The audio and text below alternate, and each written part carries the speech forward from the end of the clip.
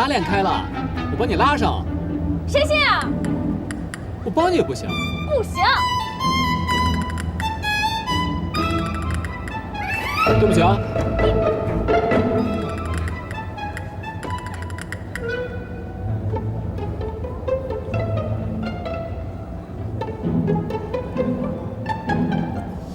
最近啊，学校门口的公交线路上，听说出现了一个色狼，学校的好几个女生啊都被他骚扰过。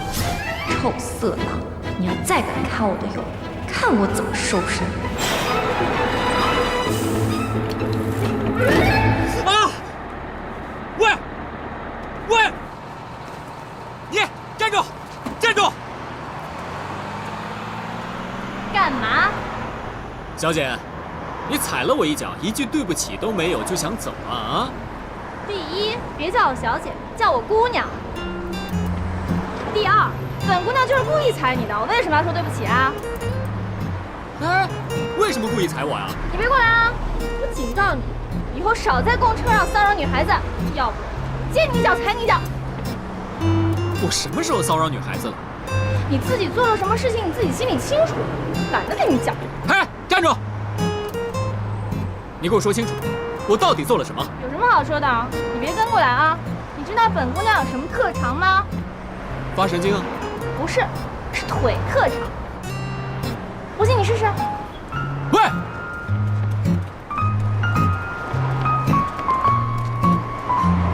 神经病！怎么跑不动了？有在公交车上耍流氓的时间，不如去练练长跑吧。再见。腿太短了你，短腿的神经病。下次光临。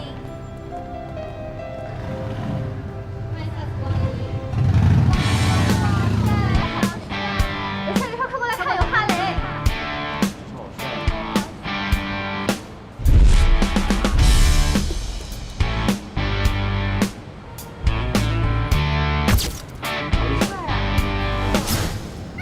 你的拉链开了。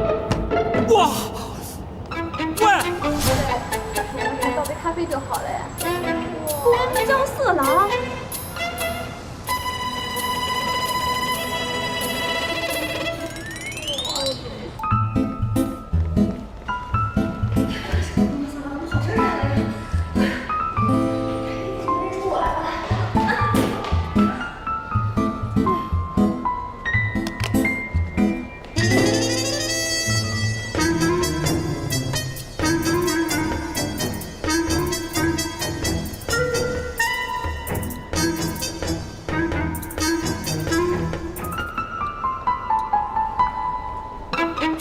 1号座一杯美式。哎，你怎么戴上眼镜了？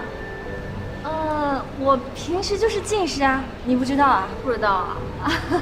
这个我平时都戴隐形眼镜的，今天刚好掉了。哎，我这个样子跟平时看上去很不一样吗？很不一样。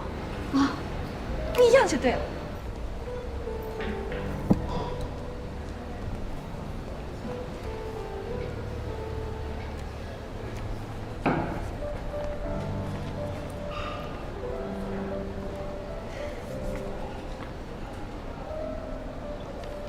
喂，你也喜欢看军事杂志啊？如果没事吧？没关系，你喜欢就拿去吧。不用了，谢谢。太好了，公交色狼没认出我来。等等，我是不是在哪里见过你啊？怎么可能啊！我刚来这家店才没几天，不可能见过。你不但眼熟，而且声音也很熟，肯定在哪见过。啊，您肯定认错人了。不可能。石天明，你不是说了你跟朋友去赛车的吗？怎么会在这儿啊？是，本来是，但他们临时有事，所以取消了。你再找个好点的借口骗我呗。哎，等等，你曾经踩过我一脚，是不是？啊。谢谢你说什么我听不懂。天明，你还没给我解释呢，到底是怎么回事啊？那你们慢慢聊，聊得开心。别走，你就是那个在公交车上面踩过一脚的那个女的，就是你。天明，你是搭讪的手法也太老套了吧？人家服务员都不稀得搭理你。这位小姐，不好意思啊，我跟我男朋友呢，只是开个小玩笑而已。能帮我来一杯咖啡吗？好的，没问题。天明，你跟我解释啊！行了，这么多人呢，你别这样行吗？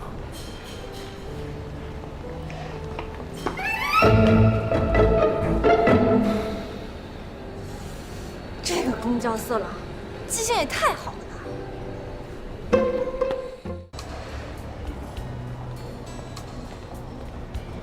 打扰一下，这您要的热咖啡。喂，我什么时候要的热咖啡啊？我刚才明明点的就是可乐。我说你怎么当的员工啊？客人的要求你都不知道。我去把你们经理叫过来。怎么培训的员工上班不带耳朵，还是故意给客人添堵啊？对不起，对不起，那我先去帮您换可乐。不用换，你点的明明就是热咖啡。我说换就换，赶紧去换。我说不用换。我说换就换。不用换。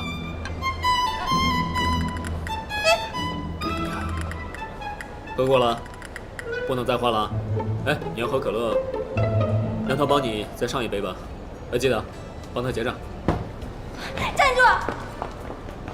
我就说你们俩有什么问题吧，快说，在一起多久了？杨佳，你有病啊！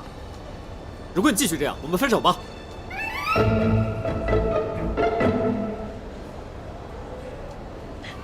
你们把刚刚说的话再说一遍。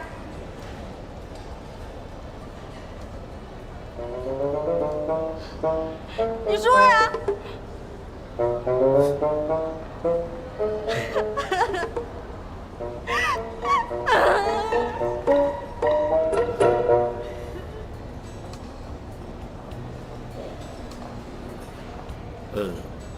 不好意思，麻烦你拿杯可乐给他。哦，好。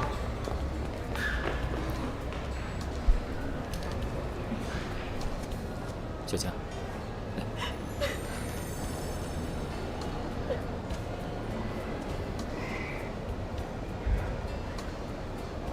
小佳，你跟我在一起是不是很没有安全感？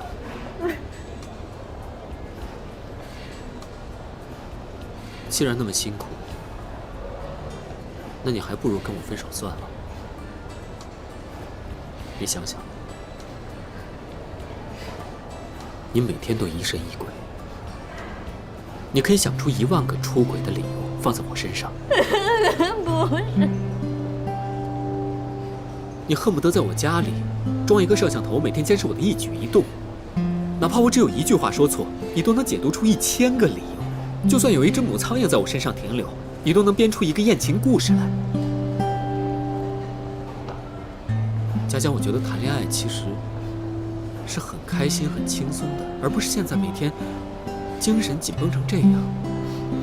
我真的觉得我像坐牢一样，每天都要报备、解释，报备又解释。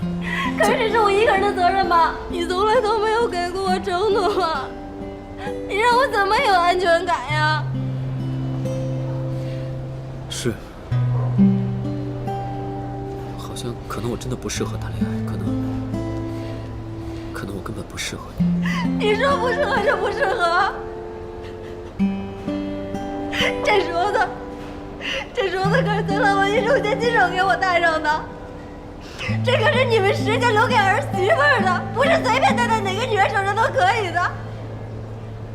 现在他老人家才走了1个月，你就对我说这样的话，你还有良心吗你？你是不是故意的呀你？不要你管！看到我和我男朋友吵架，你是不是特别幸灾乐祸呀你？佳佳，你少管闲事儿！去把你们经理给我叫过来，我投诉你！不是，我真的不是故意的，您千万别投诉我啊！我在店里工作3年，马上就要升职了，这衣服我来赔。你升不升职关我什么事儿啊？把你们经理给我叫过来，这衣服5000多的，你赔得起吗你？行了，佳佳，是你先撞到别人的。小姐，不好意思，她心情不好。这衣服是我买的，就200块钱，不用你赔了。石天明，你还说你跟他没有一腿，现在当着我的面就在怜香惜玉了你！够了，你有完没完？你不嫌丢人，我还嫌丢人呢。小姐，结账。你不许上，你等一下，石天明！啊！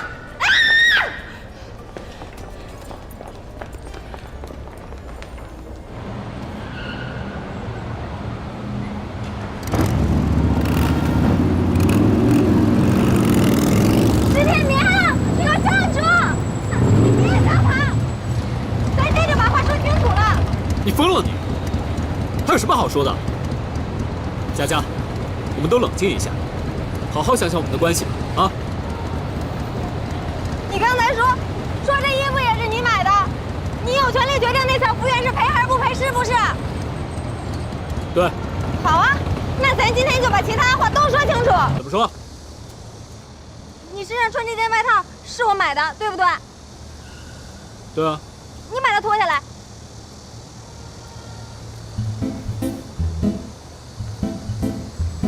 拿着。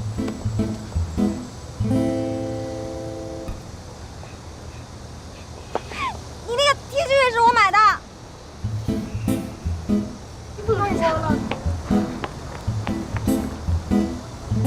娘，别让我脱这个啊！这是我自己买的。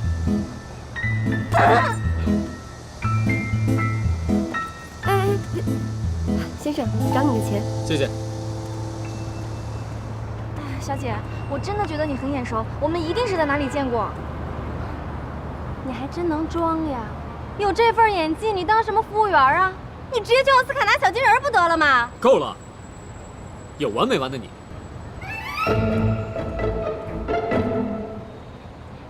我就没完了！你有本事把那条皮带给脱下来，那也是我给你买的。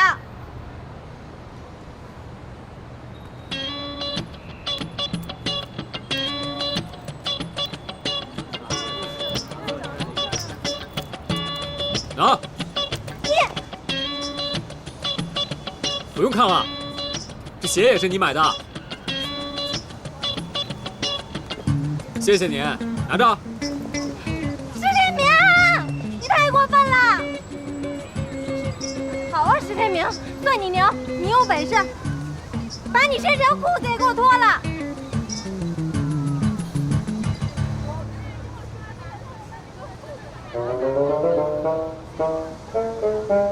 哥们儿，脱吧，脱吧，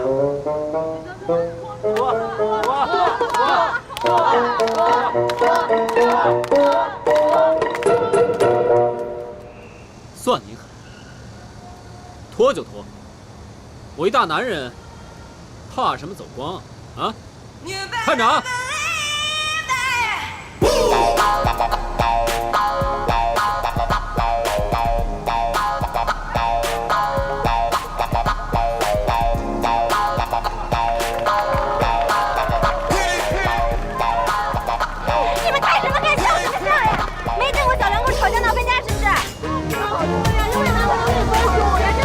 没事没事，随便看啊，千万别客气。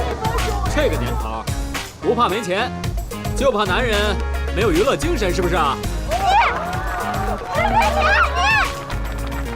那。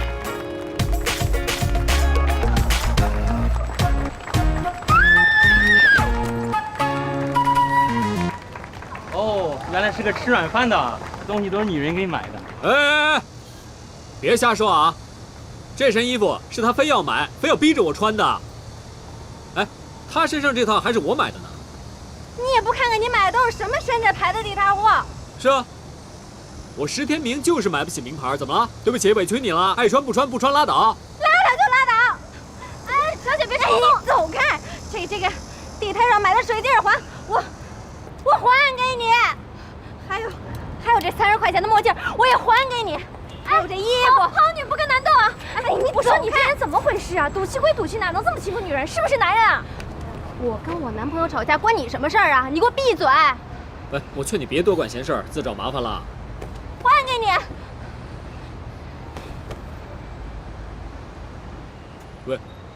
喂，还有呢？脱就脱，谁怕谁呀？哎，你别管我！你以为我跟你一样傻呀？我里头还有一件呢，这件该不是他买的了吧？还有呢？还有那手镯，虽然不值钱，但它是我的传家宝。来，拿过来。这个手镯可是咱姥姥去世的时候亲手给我戴上的，你要是想要回来呀，就去咱姥姥坟前亲自要。行，这个周末，姥姥坟前见。你记得说话算话。这个周末不见不散。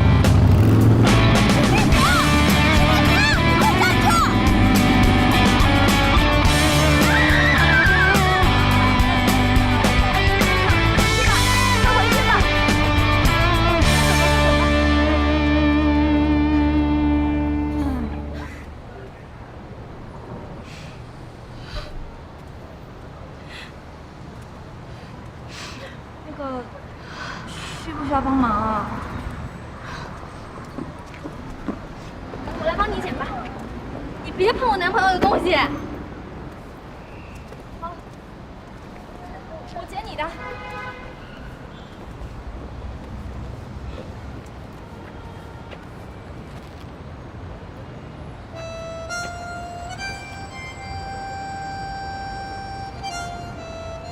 他需要多少钱啊？大概2000多。我这儿啊，有点钱，应该够用了，你先拿去。我想起来了，飞人姐姐，原来是你啊！3年前，你是不是在医院里给过一个陌生女孩2000多块钱？不记得了，有这么回事吗？有啊！我说看你怎么这么眼熟呢？我就是那个女孩。哎，你记不记得当时我姐姐急需输血，我身上没钱，是你给了我2000多块钱救了我姐姐的命。后来我回去找您，您名字都没留下就走了。哎，姐姐，你想起来了吗？太好了！这3年以来，我天天盼着遇见你，没想到还真的遇见了。哎，你给我留个电话吧，我回头就把钱还给你。不用了，不用了，还钱就不用了。你只要不动我男朋友，我就谢天谢地了啊！哎呀，恩人姐姐，你误会了，我是真的不认识你男朋友啊。那他刚才说你踩他脚是怎么回事啊？那只是一点小小的误会。真的？我发誓，我是真的不认识你男朋友，而且跟他半点关系都没有。我要是骗恩人姐姐的话，我就天打雷劈，不得好死。这样你也不敢？哎，恩人姐姐，你是在找耳环吧？我帮你找。哎，恩人姐姐，找到了。恩人姐姐，你看。啊，太好了，太好了！哎，我帮你拿。你呀，别一口一个恩人姐姐、恩人姐姐的叫啊，听得我怪别扭。你要真记得我恩啊，你就别挖我墙角，别碰我男朋友东西，不然啊，我让你死得很难看的。哎，您就放120个心吧，绝对不会的。不过钱我还是得还给您的。您给我留个电话，我这个月发了工资就马上还给您。只要是你敢不知天高地厚打我男朋友的主意，不光会让你还钱，而且还会让你付出比还钱更惨痛的代价。知道这家咖啡店老板是谁吗？是我妈。哎，恩人姐，哎，恩人姐姐，等等我。恩人姐姐，那我帮你捡回来了。对了，恩人姐姐，您给我张名片吧。啊，我回头把钱还给你。哎，电话也行啊。哎，恩人姐姐，恩人姐姐。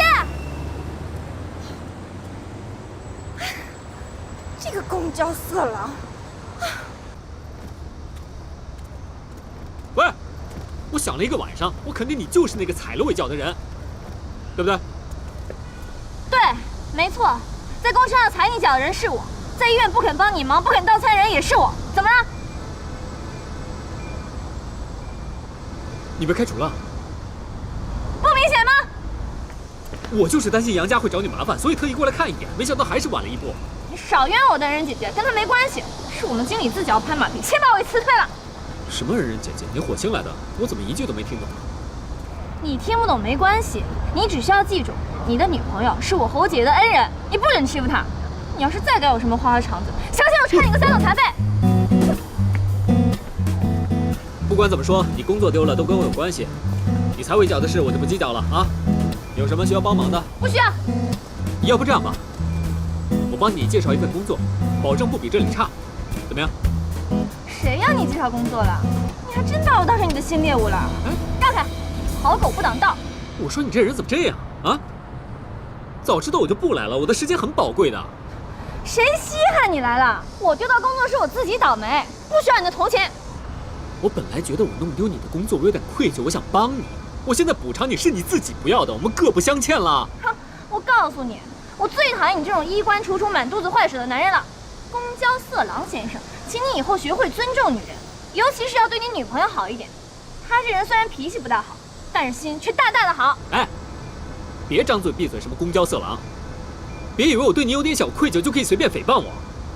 我最讨厌你这种自以为是的人。哼，你少跟我套近乎。虽然我没什么经验，我才不会上你这种色狼的当呢。让开！你还担心色狼？你以为色狼都是盲人啊？如果你是鲜花，牛都不拉屎了。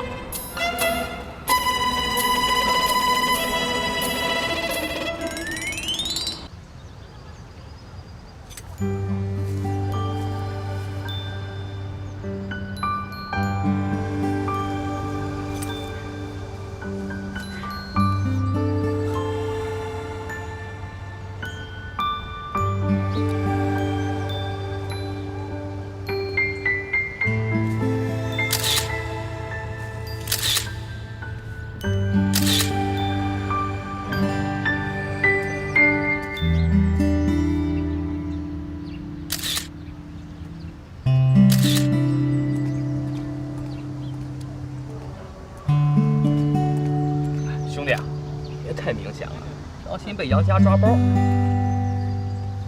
你说什么呢？我跟杨家已经分手了，你别乱说。哎，我给你算算啊，你这分了几次手了？这没个100次也有80次了吧？可惜每次都分不掉啊。你呀，就别折腾了啊。谁折腾谁啊？是我没心情陪他玩了。你唠唠叨叨的，新娘都装好了吗？哎呀，好了好了，这不都等您了吗？大师，咱选好地儿了吗？选好了，就那片草坪。好嘞，宝贝儿，来走了。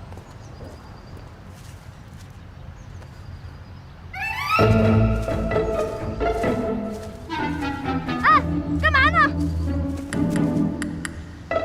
哟，找到新工作了？没错，本姑娘现在就是这个公园聘请的临时园艺工。你脚下的这块草地就是本姑娘负责的。看到牌子没有？爱护花草，禁止践踏。我们就拍几张照片而已，踩不坏的。啊？不行，这是规矩。我们去过管理处，交过补偿费了，放心吧。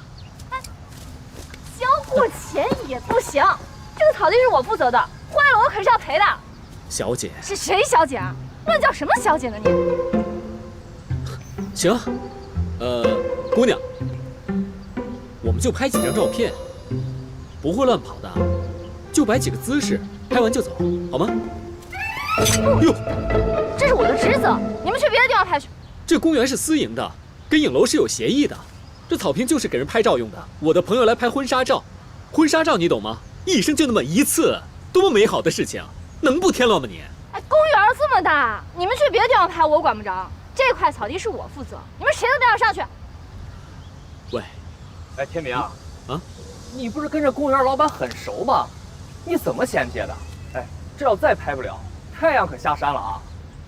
行，我今天就是要拍了，怎么着？哼！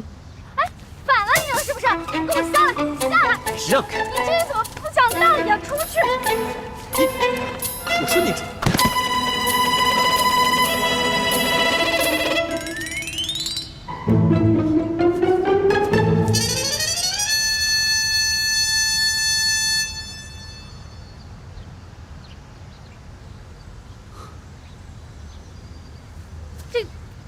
这个不能怪我啊，是你先不守规矩的。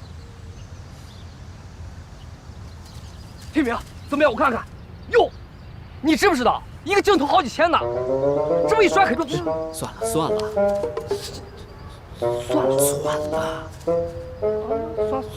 算了吧啊！哎，天明，出什么事了？哦，没事。你来的刚好啊！来，我们上午交了钱啊，这个小姐现在死活不让我们拍，照片没拍成，你看相机摔什么样啊？安妮，你怎么回事啊？经理，这块草地正在养护，不能踩踏的。这位先生非要上去，我当然……你办事怎么一根筋啊？草地是需要养护，可人家交的钱不就是为了养护草地吗？再说了，我和天明还是好朋友，你把人家相机摔坏了，马上给石先生赔礼道歉。又没有人通知我这个草地是用来赚钱的，我没有做错什么，凭什么向他道歉啊？你小小年纪脾气还不小，马上道歉，要不就别到我这儿干了。小事情，别为难他了啊！不行不行，如果今天他不赔礼道歉的话，那我今后怎么管理这帮临时工啊？大不了我就不干了，让我跟这种人赔礼道歉，门儿都没有。别说门了，窗都没有，缝儿都没有。欢迎你！你给我站住！好，你辞职可以，可是你摔坏了别人的东西，总不能让我给你赔吧？没事没事，相机我自己拿去修就好了。赶紧走吧，走吧。修这个相机要多少钱？没多少钱，才几十块，真的不用你赔了。不行，你的相机是我摔坏的，我必须得赔给你。行了行了行了，真的没多少钱，不用你赔了，你赶紧走吧。我现在就跟着你去修相机，该多少我就赔你多少，我可不想欠你人情。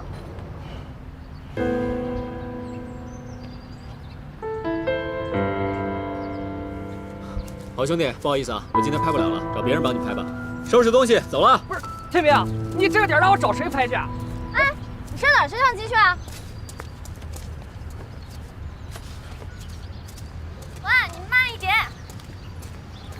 你等等我。哎，你去哪儿修相机啊？你吭声啊！你到底去哪里修相机？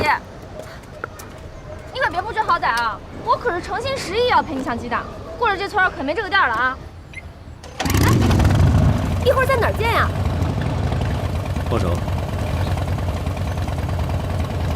哎，你还没说，你还没说去哪儿修相机呢！你回来！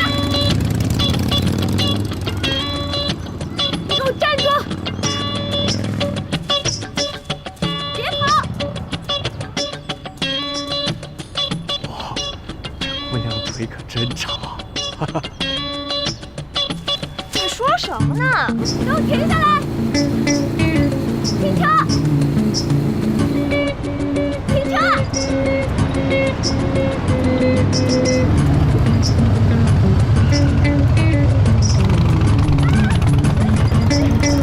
你个无赖！你给我站住！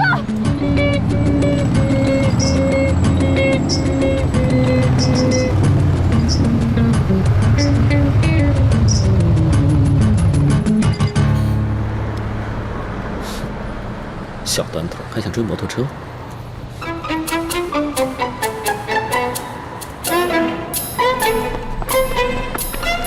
喂！你杀人灭口啊！你要累死我了是不是？啊，挺能跑啊你，啊？好，姐在学校可是连续6年的长跑冠军。真的假的？你爱信不信？喂，你能不能别老是跟着我，别老骚扰我行不行？谁骚扰你了？我摔坏你的相机当然得赔了。别以为你假装高抬贵手就显得自己高大上了啊！我不收你的小恩小惠，赶快带我去专卖店，该赔多少赔多少。你忘了，我是公交色狼，你这样老是跟着色狼，你不怕？你是色狼没错，但我是斩狼国的，专斩你这种色狼。养猪的吧，腿像猪那么短。我是养猪的，那你就是那只猪。行行行，你那么想赔的话，我让你赔，不过你要答应我一个条件。什么条件啊？明天回公园上班。回去。放心吧，如果那个经理不同意的话，我会亲自给他打电话的。摔坏你的相机赔是天经地义的，上班的事情我已经说不干了，怎么可以出尔反尔啊？有个性不是在这种事情上面展现的，千万不要跟自己的饭碗赌气。你还不是因为赌气要跟杨家姐姐分手啊？我跟她分手怎么是赌气呢？我是按你的这种智商，我跟你说了你也不明白。总之你明天必须回去上班，要不然就别跟我去修相机，怎么样？少啰嗦，赶快带我去修，修完我好回家，累死姐了。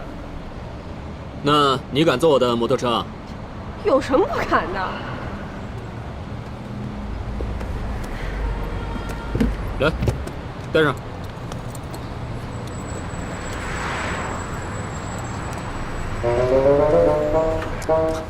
干嘛呀你？想怎么样？什么怎么样？坐后面，坐这儿。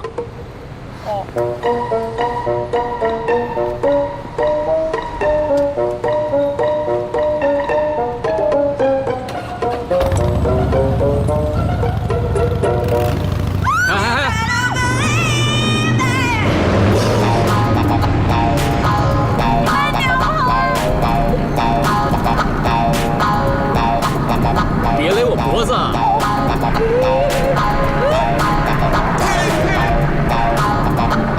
太快了！是吗？还可以再快点吗？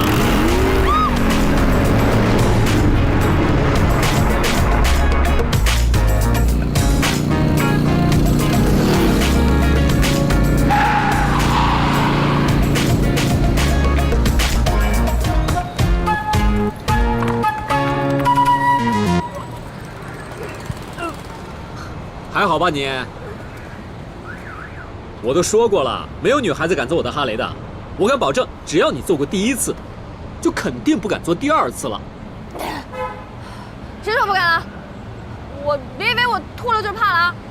不敢坐第二次，再来！你想死也别死在我车上。你是不是属牛的？那么犟。哎呀，真是。行了，别吐了，休相机了。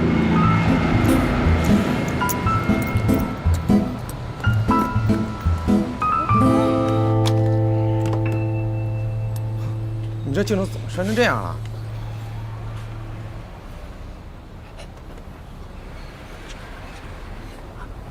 哎，别在这说悄悄话，搞小动作啊！这个镜头坏了，得换个新的，800块钱。800？你不是说几10块钱就行吗？我是说这个数。是啊，我就说800嘛。哎，你们别在那打手势说外语的，我看你们是联合起来想要敲诈我。哎，我说这姑娘，你怎么这么不识好歹呢？我跟你说实话，这个镜头是日本原装进口的，低了8000都拿不来。是这位先生告诉我说让把价说低一点。不是，什么8000块？说什么呢？不修一下就好了吗？哎，行了，80可以了，给你80啊。80？你开什么玩笑呢？不行。行了，别在那挤眼睛了，郎先生。哎，我姓石的，朱大姐。人家营业员明明说是8000，你为什么说80啊？是不是看我是个小打工妹，好糊弄啊？瞧不起我是不是？是我糊弄你的啊！实话跟你说吧，这个镜头修不了，必须买个新的，不是80，不是800，是8000，你赔不赔啊？嗯？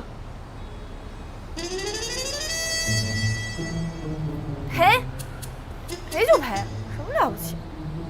不过我现在赔不了你啊，但是你放心，人不死账不烂，我早晚会还给你的。我给你写个欠条，纸笔。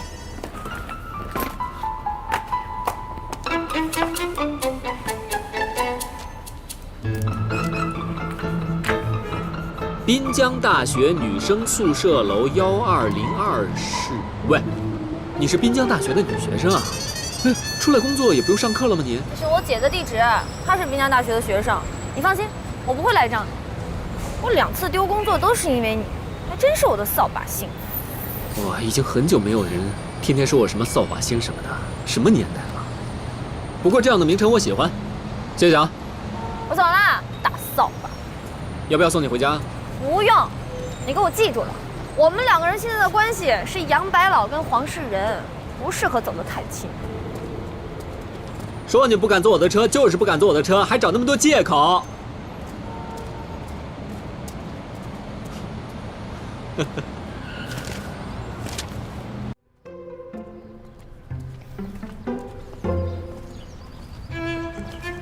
哟，1个月碰见3次，你说这不是缘分是什么呀？怎么又是你这个大扫把？今天不知道又要遇到什么倒霉的事情。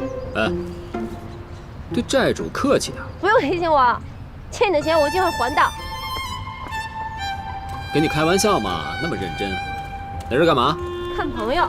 你朋友住这儿，我朋友也住这儿。女朋友？啊？我看是女朋友吧？这么快就有新欢了？我一哥们儿住这儿，他女朋友来看他，这花是给他女朋友买的。谁信你呀？我告诉你，给我老实点，要不然下次我见到我的恩人姐姐，我是不会替你保密的。随便。喂，一会儿介绍我哥们儿给你认识认识。算了吧，就你的狐朋狗友，本姑娘才没兴趣。安宁，莫轩，你们认识？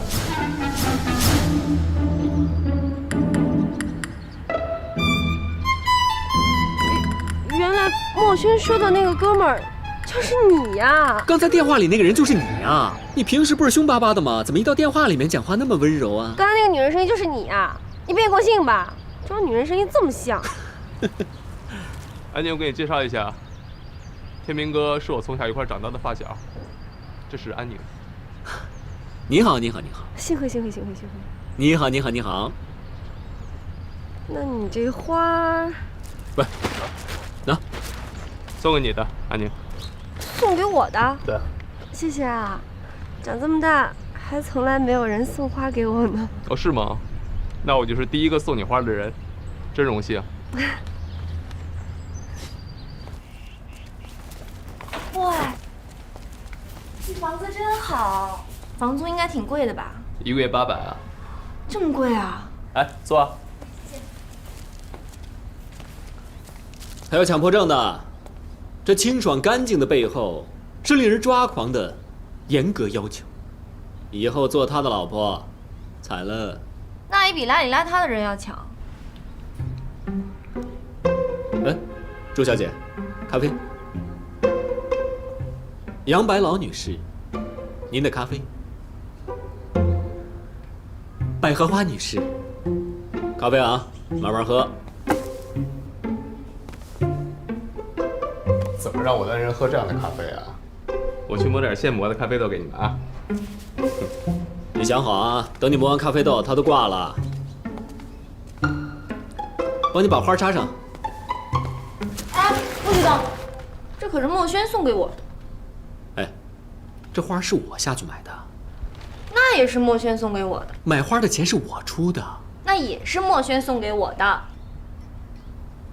哎，行行行行，这花是你的，是墨轩送的，你抱着它别撒手啊，抱着它一辈子啊。要你管。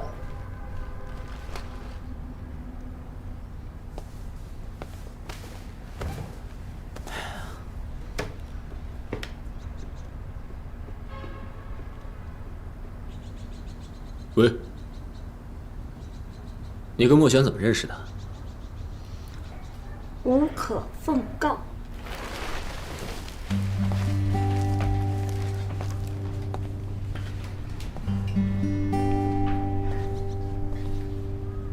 这些画都是你画的啊？对啊。哇塞，太好看了！墨轩，你一定是你们系最有前途的学生。还行吧。不过，怎么都是人物画呀？为什么不画风景啊？我喜欢人物，因为人是万物之灵，每个人都有自己的特点，然后把他们的瞬间捕捉下来，再定格下来，我觉得是一件很美妙的事儿。天明，咖啡。谢谢。天明哥喜欢摄影，也喜欢摄影人物，你看过吗？哎，他呢只对你的作品有兴趣，你们就继续互相崇拜吧，不用管我。吃错了。墨轩，如果有空的话，你能帮我也画一张吗？可以啊，不过油画挂在寝室是不是太夸张了？我帮你画一幅素描吧，好吗？好啊。当然好啊。他呀，最喜欢画这些人体素描。别捣乱啊！我一会儿就帮你画。那谢谢啊，麻烦你了。就当是上回感谢你。什么事啊？别告诉他。爱说不说，谁稀罕听你们的艳事？哎，别动！我没动。我去拿抹布。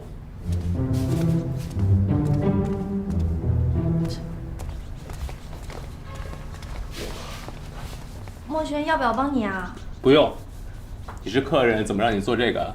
而且这个地板啊，立刻得擦，要不是会有痕迹的。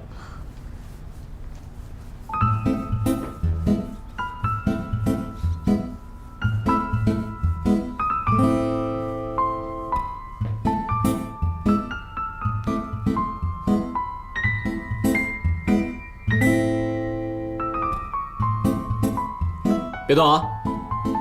等我帮你量一下你的3庭5眼。无聊。哇，那么宽，那么长。你的脸才长呢。行了，不是，墨轩，你看他的比例真的有问题啊。有吗？没有啊，很好啊，五官的比例特别好，笑起来特别灿烂。安宁，你是个大模特 P 的，你知道吗？谢谢啊。求你不要再说了，我难受。你怎么了？有没有止吐药？你别闹了好吗？不是，我认真的。你弄2颗来，我不行了。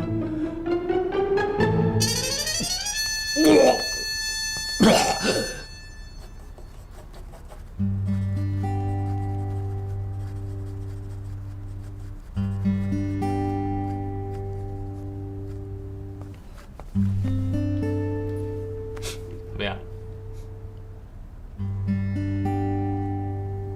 墨轩，你最近验过视力没有？哼，别着急，改天帮你画一张啊。谢谢，不用客气。好了，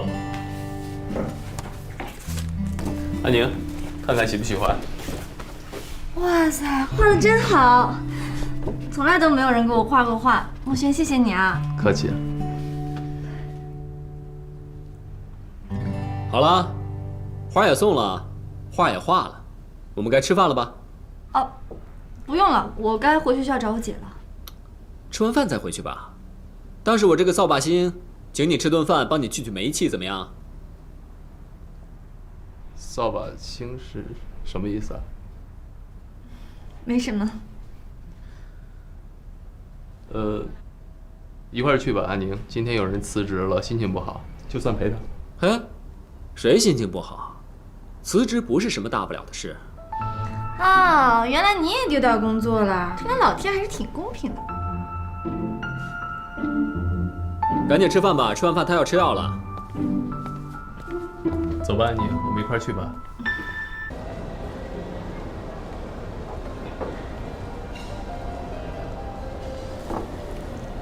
哎，洗衣粉，你这样一直捧着那束花，你手不累啊？什么莫名其妙的？你打算给我起多少个外号？谁让你一会儿又养猪的，一会儿又养白狼，一会儿又捧着那个百合装淑女？谁装淑女了？我本来就是淑女。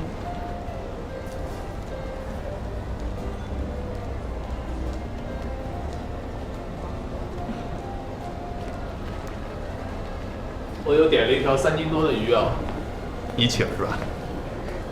没问题，随便点啊。都说是兄弟了，尽管下手啊。难得被你宰一次。哎，你怎么不吃啊？哎，我先帮你把花放着吧。谢谢。没事。你喝那么急干嘛呀？哎，没事。他平时不这样，最近可能跟女朋友闹矛盾了，有点变态。我看干脆分了算了。虽然杨家姐姐会难受一阵子，但起码会逃脱这个魔爪。像她这种又漂亮又善良的大好人，怎么就跟了这种人？什么这种人？我什么人呢我？喂，我跟他的事情你知道什么呀？瞎说，有病！你有药啊？你俩怎么一说话就掐呀？吃吧。来，把嘴堵上。可能我上辈子欠了他很多钱吧，是吧？不用你提醒，欠你的钱我会还的。小短腿还是个神经病。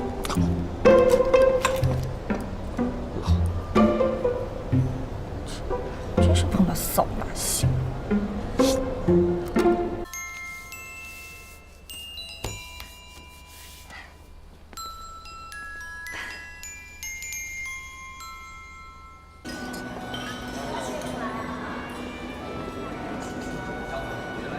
你怎么在这儿？我给你介绍一下，这是我女朋友安静。哦，那她呢？我在这儿，石先生。我给你介绍一下，这位是我的姐姐安静，这位是她的男朋友许墨轩。你是她的男朋友，那你呢？啊？我们出去说。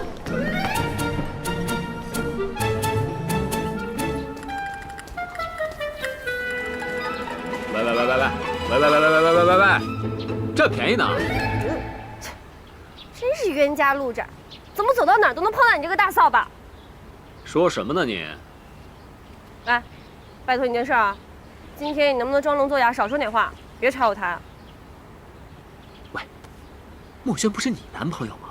怎么突然间变成你姐男朋友了？这是我的事儿，少管。行，我可以不管，就是管不了我的嘴哦。你威胁我？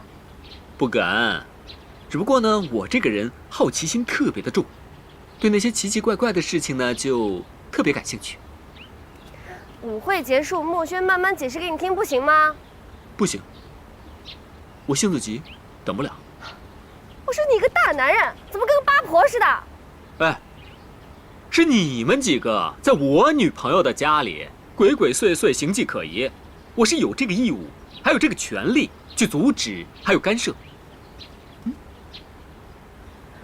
你怎么这么多事儿啊？第一，我们不会扰乱社会治安；第二，我们不会损害你女朋友家的利益。你就别问了。那不问你了，我问杨家去。哎，别！哎，石天明，你到底想怎样啊？我要听实话。石天明，你们俩要是打情骂俏，也别在我眼皮子底下。啊，姐，你千万别误会啊！我是有事情要跟石先生谈的。谈什么谈啊？有什么好谈的？有事跟我现在谈。糟了，这件事情可以告诉你，但是千万不能让杨家姐姐知道啊！哎，戴好。干嘛啊？他的脾气你还不知道啊？一会儿抓到你，还不弄死你！这么严重啊？上车。哦。你干嘛？甜蜜蜜啊！跨过来。啊。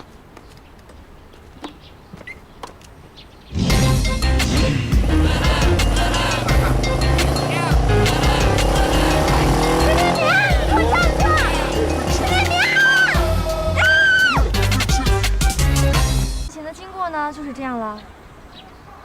什么？我没听错吧？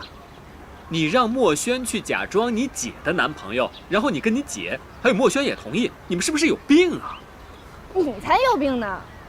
这件事情可关系到我们姐妹的尊严，特殊情况可以特殊处理的嘛。我警告你啊，任何时候都不能把这件事情透露出去。你警告我？我什么时候答应过你帮你保守秘密了？说不定哪天啊，我喝醉了，把所有的事情都捅出来，你别怪我啊。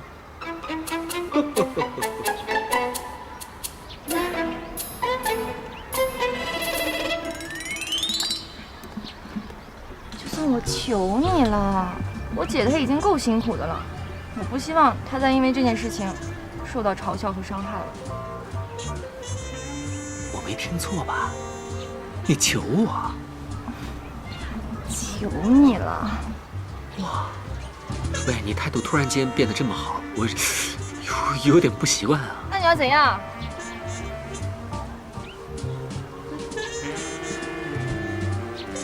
除非这样，你以后对我态度都是这么好，那我还可以考虑一下。我说你这人是不是得寸进尺啊？态度。好，我承认我这人脾气是急了点，以后改正。我保证见到你如沐春风，平易近人，和蔼可亲。只要你替我保守秘密。看来你为了你姐姐，真的是什么事情都能豁得出去。那当然了，她可是我最亲最亲的姐姐。你有兄弟姐妹吗？没有。怪不得不能将心比心。态度。不好意思，刚刚是我态度不好了。行了，看你态度这么诚恳啊，算我答应你了，帮你保守这个秘密，不会告诉别人的，放心吧。真的？不相信我？相信，完全相信。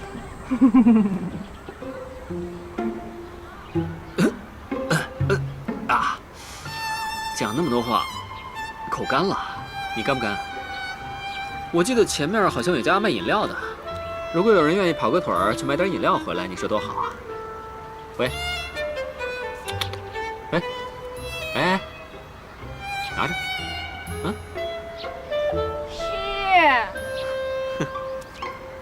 乖，跑快点啊！怎么样，找到工作没有啊？你这是在拐弯抹角的催我还钱呢吧？放心，正努力找着呢。你别张嘴闭嘴都是还钱还钱，你以为我真的是那个黄世仁啊？我听莫轩说你也刚辞了工作，一定也很缺钱吧？哼，你别以为我是你啊，没了工作就会青黄不接。我石天明从来都不会让自己走到那个份上的。放心吧，我已经找到新工作了。有时候吧，其实挺羡慕你的。你这人虽然嘴特别坏，但还算有点小本事，所以呢，说起话来就特别的有底气。哎呀，不容易啊！原来我在你心目中还有一丁点优点。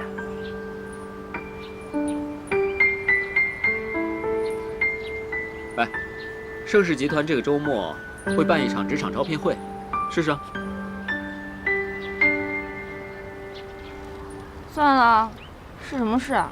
我只有高中文凭。高中怎么了？自卑啊？对于一个没有办法上大学的人，又整天跟一群优秀的大学生打交道，说不自卑那是不可能的。我跟你说吧，上大学就好像坐火车一样，那北大清华呢就是软卧，那重点大学就是硬卧，那普通本科呢就是硬座，专科呢就是站票。火车到了车站呢，所有人都要下车去找工作啊，一离开那个车站呢，就看你的实力，谁会看你拿什么车票啊？是不是？你这是站着说话不腰疼，因为你从来都没有像我这样拿着一张高中文凭，到处看别人脸色。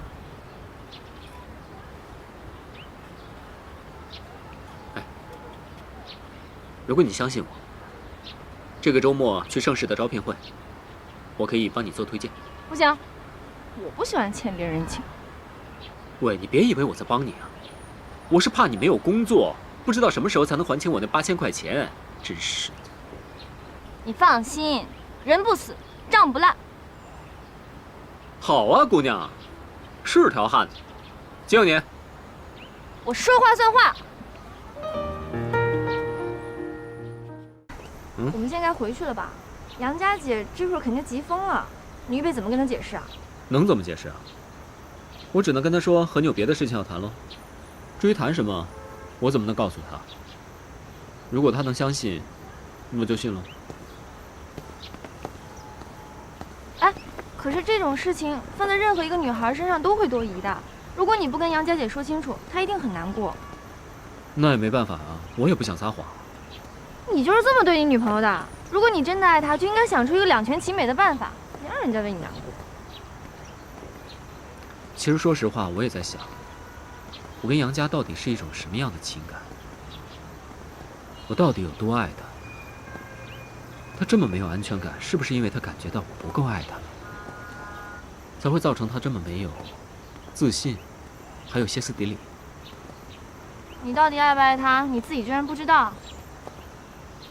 我跟你说，男人有时候真的很笨的，自己都分不清楚什么时候是真心，什么是习惯，什么是荷尔蒙作怪。爱就是爱，不爱就是不爱，有什么分不清？拿这种事情来当借口，真是难掩你的色狼本质。喂，是谁刚刚跟我说以后要对我如沐春风、和蔼可亲、平易近人的？来，上车吧，送你回去。我才不要跟你回去呢，杨佳姐还会生吞活剥了我。喂，你看这里，别说车了，鬼都没一只。你想遇到真的色狼啊？啊，走吧。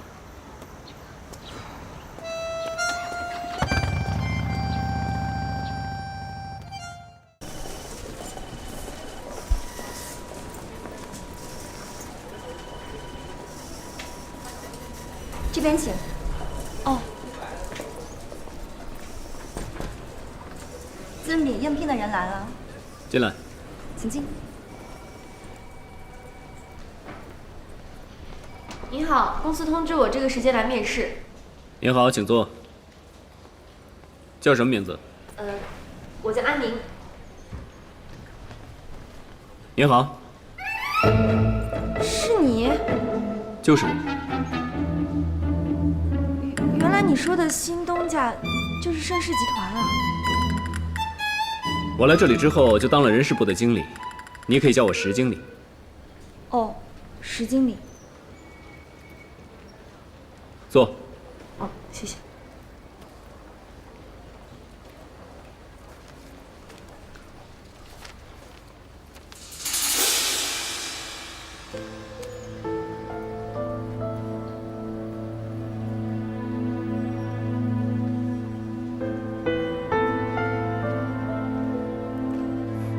紧张啊？哦，没有。其实我那个文凭，我其实不是故意要用它的。我其实现在正在努力的修次考，就差2科就完成了。我的用人理念呢是文凭并不重要，重要的是求职者本身的综合素质。谢谢石经理。您跟我之前认识的有点不大一样。是吗？总之今天呢，我就是考官，你是考生，以后有可能我们就是上下级，清楚吗？清楚了。好，准备好了吗？那开始喽。来，先给我介绍一下自己吧。我叫安宁。等会儿，安宁。这份是我母亲的体检报告，我刚收到的，但是还没有来得及看。麻烦你可不可以帮我保管一下？记得，整个面试过程当中千万不要给我，我怕会让我分心，可以吗？哦，好。谢谢。那好，面试正式开始。来。我叫安宁，今年21岁，毕业于滨江商务学院文秘专业。我曾经……停！对不起，不好意思，我现在满脑子都是我母亲的这个体检报告。你刚说的话，我一个字都没听进去。可不可以给我看一眼这个报告？啊？好。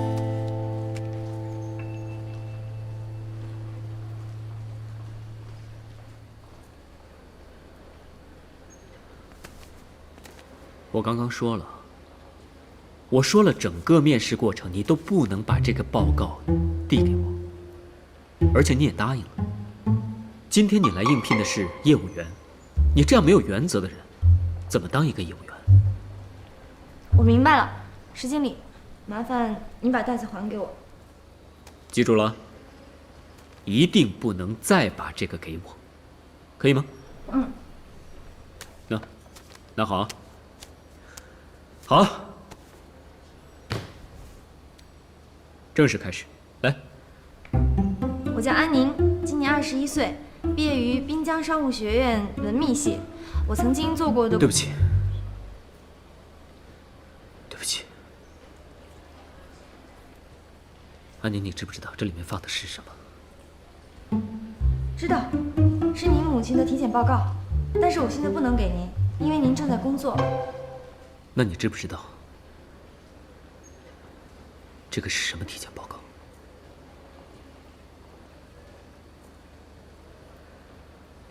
是癌症。这是对我母亲是否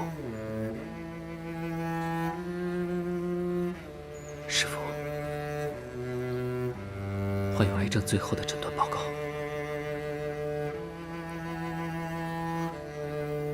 对不起，我知道，我现在在工作，我不应该这样。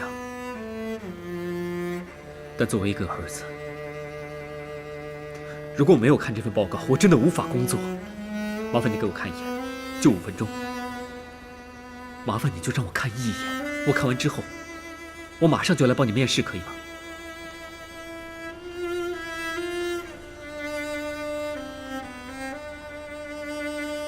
工作再重要，都不比自己的母亲重要。你也是为人子女的，应该很体谅我现在的心情。我能理解，可是我求你了。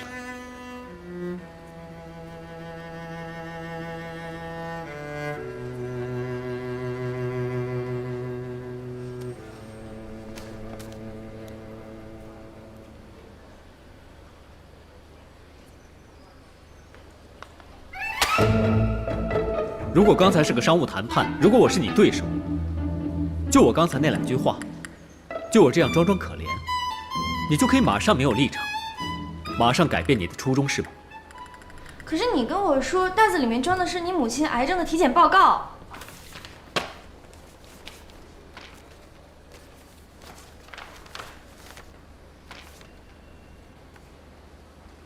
这像我母亲吗？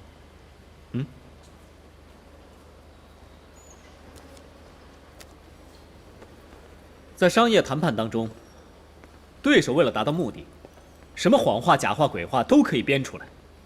如果就因为对手这样，你就可以大发慈悲，完全没有立场。像你这么耳根软、没有原则的人，怎么可以当一个业务员？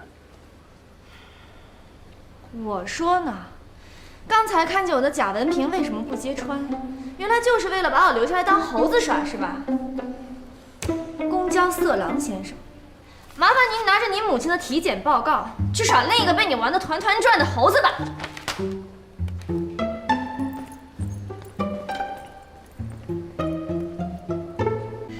恭喜你。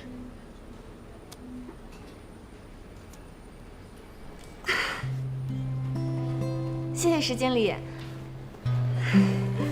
我知道，其实我没有资格得到这份工作，是因为您的同情才给了我这次机会，所以我欠您一个人情。我是人事部的经理，并不是慈善家。再说了，像你这样彪悍的汉子，有必要别人同情你吗？我录用你是因为你身上有一些优点：勤奋、自信、不怕挫折，对生命充满了热情。所以我相信，你肯定会很珍惜这个机会，不但只可以改变你的人生，还能帮我们公司创造良好的业绩。啊，您这么看好我啊？当然，你也有很多缺点。冲动、固执、自以为是，就好像那天我对所有的求职者用的都是同一个方法，唯独只有你一个人敢把那份资料甩在我面前，转头就走。难怪你以前那么难找工作，那么冲动，谁敢用你啊？我希望你可以好好的珍惜这个机会，当然还要改掉你的缺点，用行动证明你的价值。从今天开始呢，我会对你的工作严格要求。商场如战场，我希望你可以发挥你所有的潜能出来。试用期1个月，1个月之后，要不你就正式入职，要不你马上给我滚蛋。谢谢石经理给我这个机会，您放心，我一定拼尽全力让您看到一个不一样的安宁。好，希望你别让我失望。准备一下吧，一会儿公司会有一次针对所有新人的岗前培训，还有蒋总一会儿会给你们有10分钟的演讲。是蒋大伟吗？就是之前上过财经杂志的那个蒋大伟。不错，做过功课。那当然啦，蒋大伟可是咱们盛世集团的创始人呢，一会儿就能见到他本人啦。是啊，挺幸运的，第一天上班就可以看到蒋总。好了，准备一下吧。哦，是。我常常问一些社会新人啊，说你们最想追求的目标是什么？他们给我回答的是钱。他们最想追求的就是钱。那我就告诉他们说，不要把钱当成你们首要追求的目标，你们只要追求2个字：卓越。你只要去追求它，这个钱它自然它就会跟着你。当你有了远大的目标跟志向的时候，你自己本身它就是一个财富，钱它就变成一个副产品。盛世集团呢，它就是一个造就人才、锻炼人才的地方。在这里工作，可以改变你成为一个完人。什么叫完人？完人是什么？意思就是，要么完美，要么完蛋。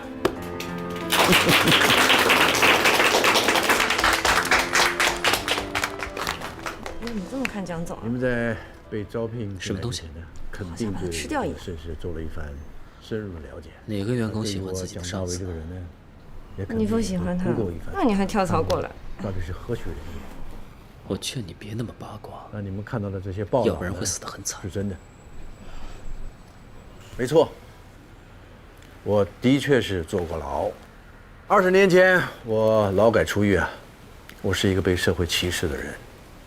但20年后，我创造的盛世集团的总资产已经超过了10位数字，厉害吧？告诉各位这个为什么呢？就是要让你们知道，盛世集团是一个不问过程只问结果的地方，同时呢，也是一个公平的构筑梦想的地方。在座的各位，1年之后呢，要么留下，要么淘汰。那留下的人，要么每年加薪20%，要么还是淘汰。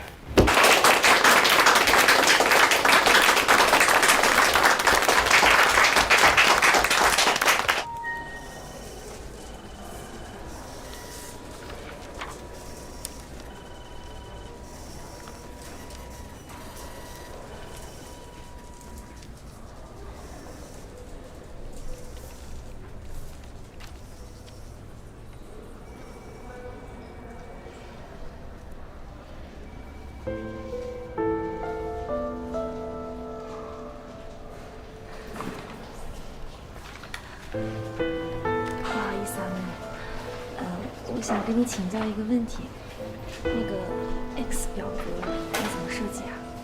怎么，你连 Excel 表格都不知道怎么设计吗？我之前没学过。设计 Excel 表格是项基本功，你连这个都不会，你是怎么被招进来的呀？我是新手，很多技能确实不是很熟练，你能不能帮帮我啊？抱歉啊，要掌握一项新技能是很花费时间的，我自己还有一堆的工作要做呢，我可不想把时间浪费在跟自己工作无关的事情上。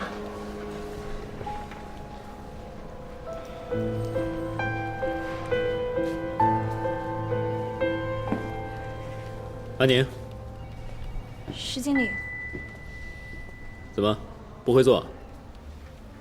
没有啊，我虽然不会，但是我可以从头学，保证在您规定的时间内完成任务。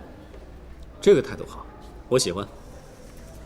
我跟你说，网上有很多专业的教材，你可以学一下。还有，这有2本相关的书籍，你看看吧。以你这么聪明，肯定很快学会的。万一真不会了，再问我吧。谢谢石经理。嗯。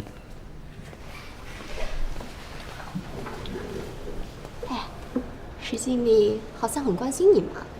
啊，他是怕我完不成任务，拖咱部门的后腿。把你招进盛世的就是石经理吧？他可真是你的伯乐呀。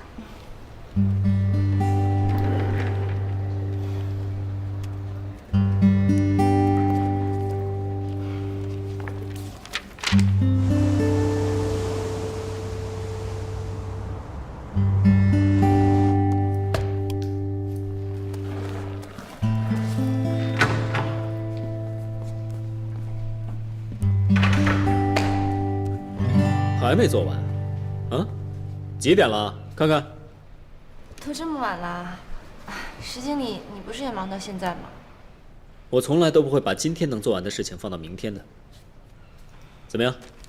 这2本书，你会做了吗？是有一些不懂的地方吧。哪里不懂？来，起来。哦。哪儿不明白啊？石经理，我还是自己学吧。行了，你早点学会，我就早一天没有压力。放手。天明，你们在干什么呢？人家都等你老半天了。他有些程序不会用，我在教他呢。又不是小学生了，还得手把手的教呀。你看看现在都几点了？咱都说好了一起吃夜宵的。石经理，你还是快去陪杨家姐吃夜宵吧。我自己来学，记得更牢。哦。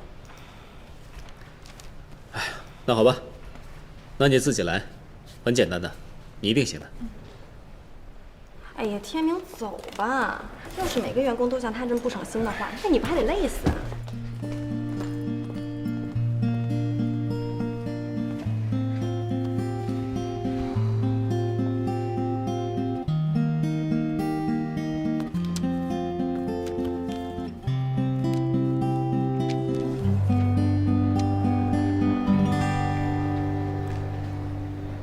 不错，整个报表做的真的挺好的，很多细节上面处理得很周到。怎么，这2天没休息啊？整个周末加起来睡了才不到几个小时，不过还好按时完成了任务。虽然你底子薄，不过还挺聪明的，你很努力。进步了不少。这样吧，为了奖励你，今天晚上请你吃饭吧。吃饭？吃饭就不必了吧，还是别破费了。不用紧张，就吃个饭而已，我不会吃了你的。真的不用，家里还有好多剩饭呢，不吃会坏的。坏了就扔掉，大不了我把菜钱补给你，怎么样？逼我是吧？报告经理，我不想跟你去吃饭。为什么？佳佳姐刚对我态度好点，我不想让她再误会了。您就别给我添麻烦了。等会儿，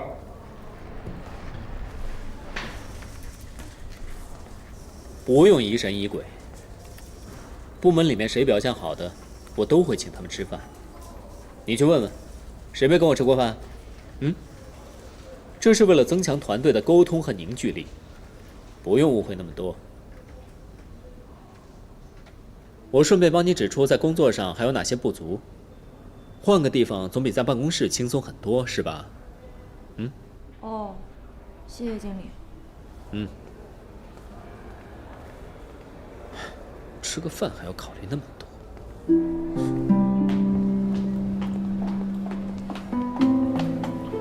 2位请慢用。谢谢。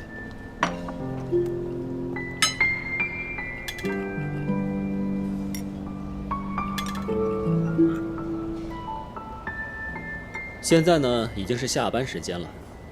有什么意见想发表，有什么话想说，就随便。我不是石经理的，我现在是公交色狼。要吐槽，请便。算了，以后公交色狼这个称号呢，我就正式收回去了，不会上去再叫你了。对了，佳佳姐是不是又误会了？你们没吵架吧？吵了，一出门就吵了，然后夜宵都没吃，就各自回家了。那现在好点没有？没。你听我一句劝，别一吵架就冷战，女孩子该哄还是要哄的。别说的自己好像专家一样，你行不行啊你？佳佳姐是因为太在乎你，所以才会这样的。别身在福中不知福啊！当初不是你选择跟人家在一起的。当你发现选择出现错误的时候，你就会想方设法去改变那个错误，啊，去解决那个问题，是不是？你这话什么意思啊？你不是要打算跟佳姐分手吧？你这人怎么这么无情啊？坐下，坐下。高级餐厅啊，注意一下自己的仪态，好不好？赶紧吃吧，最低消费300块呢，一个人呢，吃。说话都不让人说痛快，我宁愿去吃最低消费3块钱路边摊。我跟你说吧，我跟佳佳的事呢是私人的事情，跟你一点关系都没有，你可不可以别这么八卦？我不是八卦，佳佳姐可是我的恩人。什么恩人呢？拍武侠剧啊？你说你一个年轻小姑娘，为什么老是给自己背那么多的枷锁呢？奇怪。我决定从现在开始，还是谈回公事。我是石经理，由现在开始。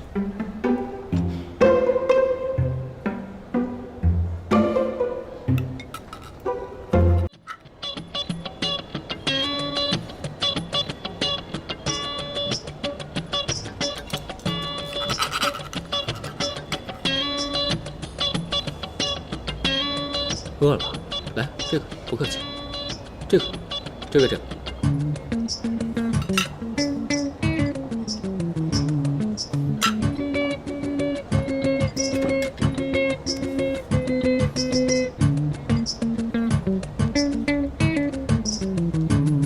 安妮，你这个人呢非常有个性，这一点我非常的欣赏。不过呢，在公司里面，你真的要学会跟同事怎么相处啊，因为公司是一个团队。是要讲求那种合作精神的。跟同事交往呢，你不能表现得太锋芒毕露，当然也不能表现得太自卑。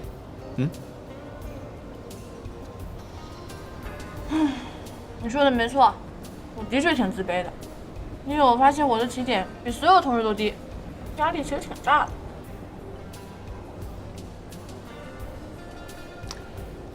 起步低一点没关系，最重要的是你有进步。你有潜力的，我看好你啊！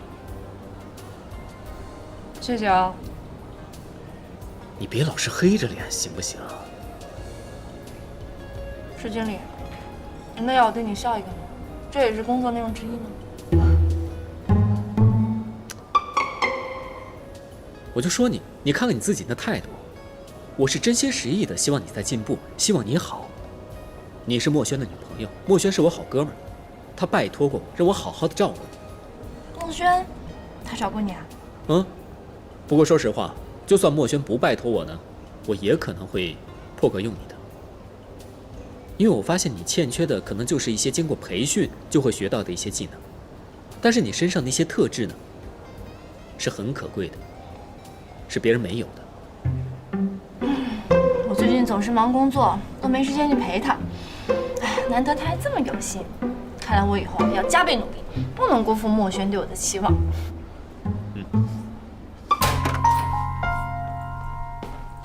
来，请进，随便坐。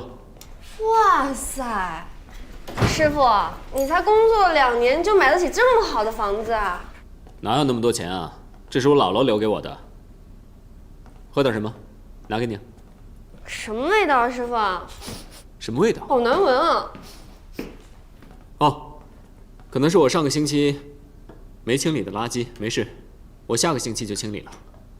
你这都快成猪窝了吧？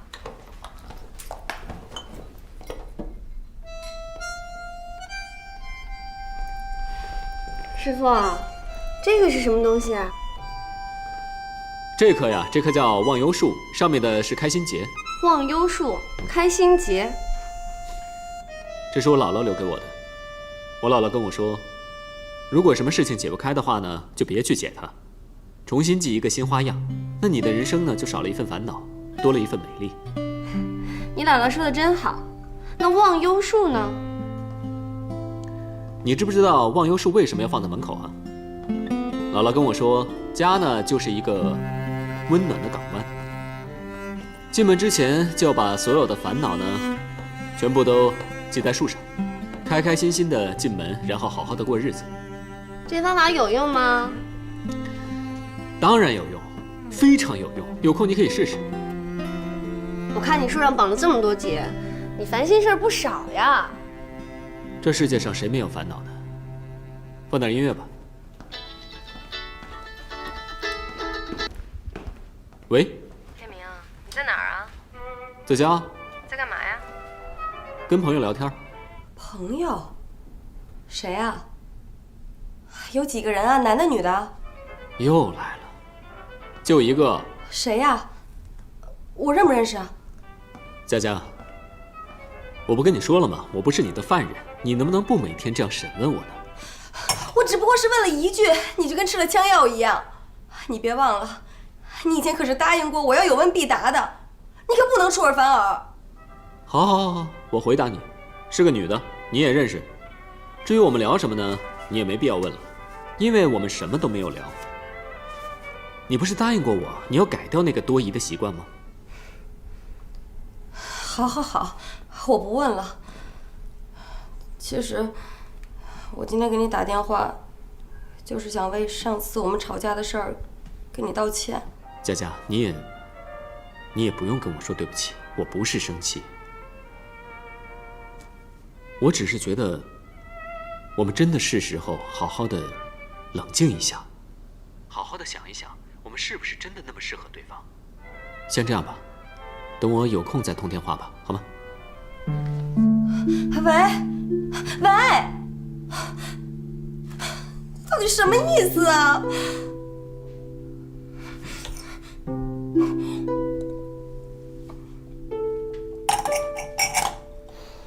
师傅，你对杨佳姐说话就不能态度好一点？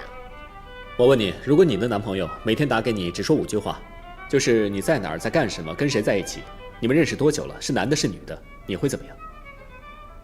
如果他那么问我的话，说明他很在乎我啊，那我就如实回答就好了，才不会像你态度这么恶劣呢。我说你这个人呢，是站着说话不腰疼。一开始的时候呢，我就会觉得他就是关心我嘛，那慢慢就会觉得有点烦，再后来就觉得有点害怕，就是莫名的，我一看到他我就会头疼。少来了，我看你就是在找借口。还有啊，这是怎么回事啊？干嘛偷拍我？你偷拍我就算了，照片不给我也就算了，你还把它烧成这个样子。谁偷拍你呀？啊？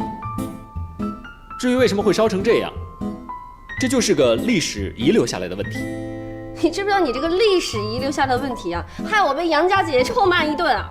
那你现在明白我为什么见到杨家头会疼了？啊？哎，行了，别聊这些了，我去给你拿那些资料，你给我过来。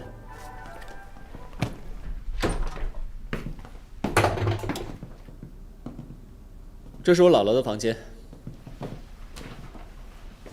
哎，这就是你姥姥吧？她长得好慈祥哦。我妈生我的时候难产，是我姥姥把我带大的。不过前阵子，她走了。那你爸爸呢？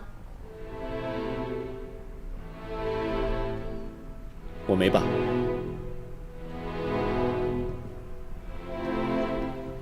怎么会这样啊？我从来没见过他。我姥姥跟我说，他是个冷血动物。我妈妈的死，也是他害的。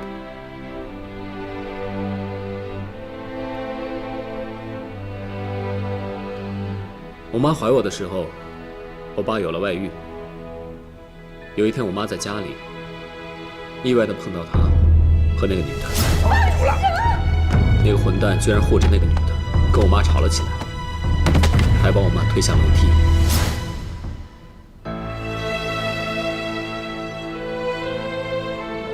我就这样出生了，而我妈就……你爸这么狠心啊！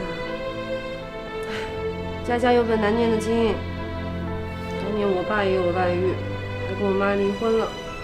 不过至少他后来对我妈还挺歉疚的。喂，我跟你说那么多干嘛？免得你又以为我在博取你的同情心呢。我有那么刻薄吗？来，资料全在这儿，自己看。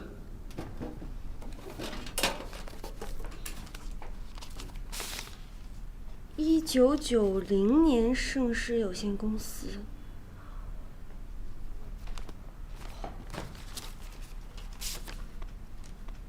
1991年的，1992年，这盒子里全部都是盛世公司的年报啊！盛世刚开始的时候呢，就只有蒋大伟一个人，后来就变成有3个职员的小公司，到最后就变成今天的这个上市集团，整整20年。就从12年之前他们有自己的年报开始，这12年年报全部都在这儿。你怎么会有这些年报啊？你不是只在盛世待了1年吗？这些年报都是蒋大伟用寄挂号信的方法寄到我们家的。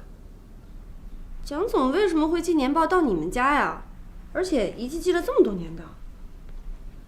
我姥姥以前是中学教师，而蒋大伟就是她教过的一个学生。哦，原来蒋总寄年报给你姥姥，就是为了让自己的老师看看自己的成就，让恩师引以为傲，对吧？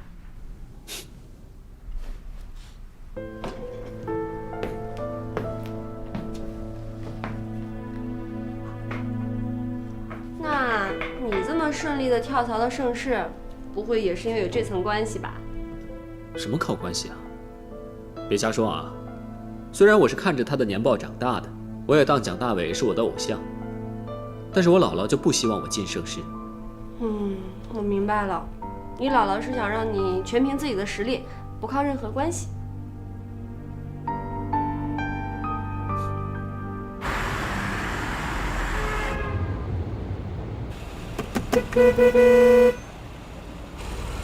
乐乐，你在哪儿啊？我去接你，帮我个忙。蒋总裁每年都寄年报给你姥姥，跟自己的老师汇报自己的成长，说明他对当年的恩师还是很尊重、很有感情的。哎，你怎么从来没有跟蒋总说过你姥姥跟他的这层关系啊？不会是死要面子吧？那你当初应聘盛世的时候，为什么不接受我的推荐呢？在死要面子这块上面，你也不相上下呀。我哪敢跟您比呀？您可比我厉害多了。我看啊，你应该不甘心只在蒋总手下做一个人事部经理吧？师傅，我呢是很欣赏你的才能的，但是对于你的野心这一块儿，怎么说呢？蒋总可算得上咱们城市的风云人物，想要做到像他一样，压力应该不小。蒋大伟算什么？想超过他很难吗？哎呀，师傅，别给自己太大压力。每个人对成功的定义是不同的。你看蒋总，虽然看起来那么成功，那么有钱，但是我听说他这个人换女人跟换衣服似的，到现在也没有个自己的家。为了杨家姐姐和你未来的幸福，你还是别跟他较劲了。拿着，不都跟你说了吗？你一提杨家我就头疼。打稳一点儿，往前看，往前。我知道，你别喊我啊！你越喊我越紧张。身体放松，然后眼睛看远一点儿，看远点儿。这样可不可以啊？可以，身体坐正了啊！师傅，怎么样？老胳膊老腿行不行啊？大姐，他2个轮子，我2条腿，能一样吗？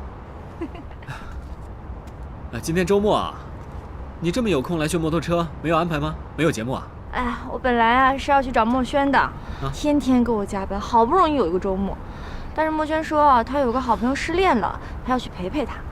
他这个人啊，就是重友情。喂，你最近跟墨轩发展的怎么样了？很好啊。那你们到底是不是认真的？当然是认真的啦。不是，我的意思是说，就是因为恋爱嘛，恋爱不是有很多种吗？有很多种不同态度嘛。有的人特别认真，是不是？有些人可能就未必那么认真，有些人就完全不认真，你明白吗？你说话能不能认真点啊？你到底想说什么啊？墨轩说了，人家不在乎我的家庭背景，也不在乎我有没有大学文凭，总之他就是挺喜欢我的。那如果我打个比方啊，万一如果墨轩真的并不是你想象的对你那么认真，那你会怎么样？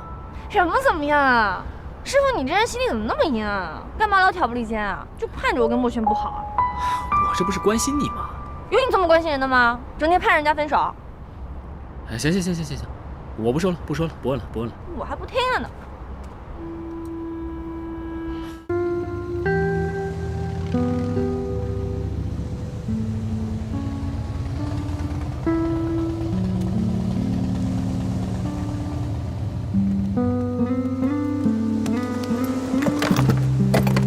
这不是涉事吗？这是什么呀？我以前上班的时候怎么没看过？这里现在就是我的家。你说这个蛋形的东西是你的家？这就是我自己设计的简易环保房，成本只需要8000块钱，组装方便，特别适合像我这种追求时尚但是又没钱买房的年轻人。忘忧树，师傅，你不会真住在这儿吧？你以为我骗你啊？可是这么小怎么住啊？进去看看就知道了。来，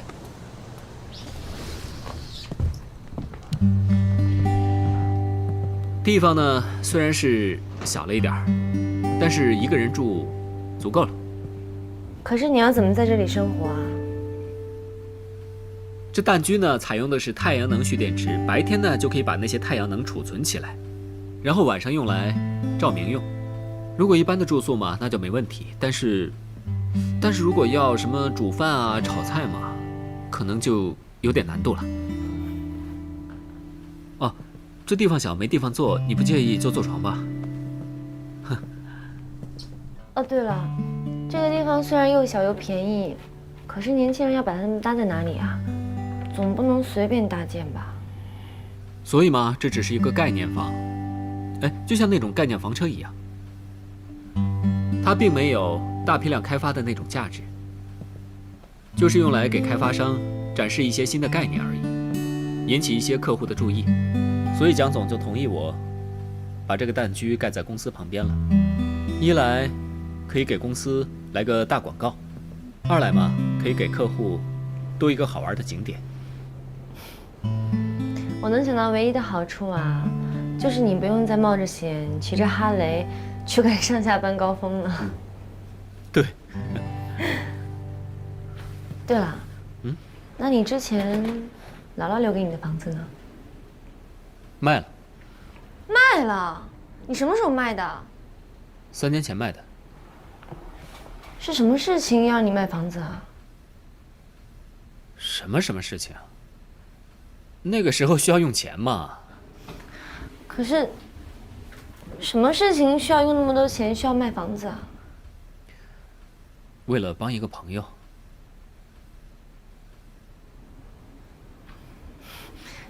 那这个朋友应该很重要吧？至于让你把房子卖掉去帮他？哎呀，很久以前的事了，别操心了，不说了啊。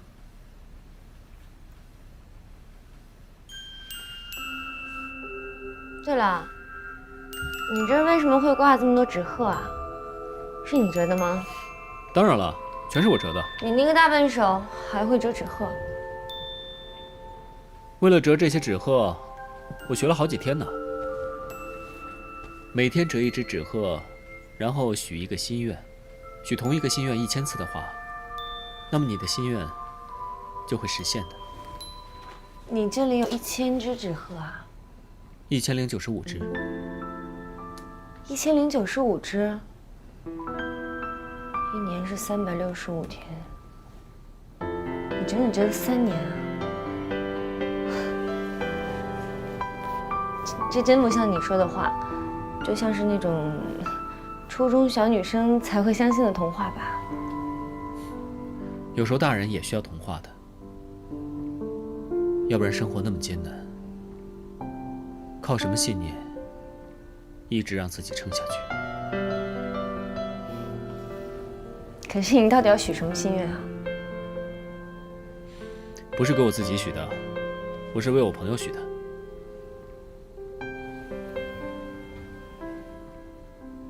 朋友啊？是女孩子吧？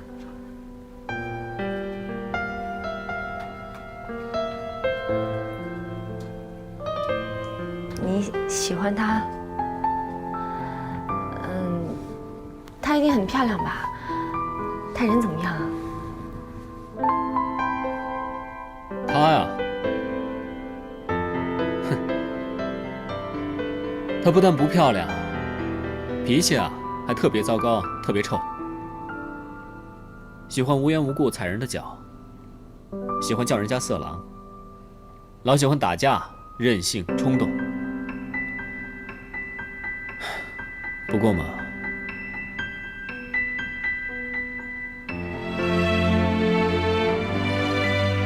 他的内心特别善良，他可以为了他心爱的人付出他所有的一切，无怨无悔。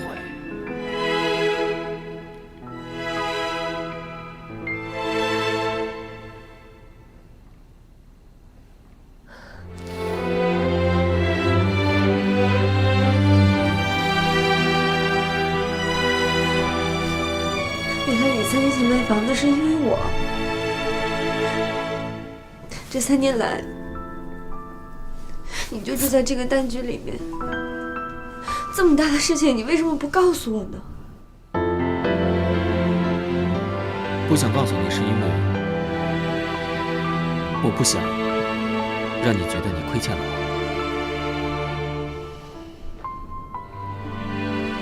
可是我已经欠你了，而且一下子还欠了这么多。你对我这么好，你打算我将来让我怎么还你啊？我再说一次，你没有欠我，我所做的一切都是心甘情愿的。只要你忘记那些不开心的事。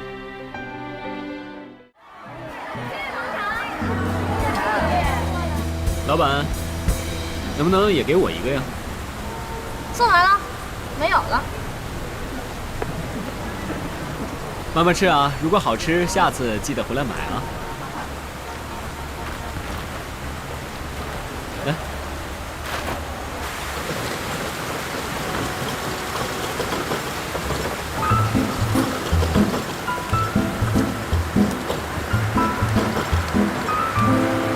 走开！石总，雨这么大，上车吧。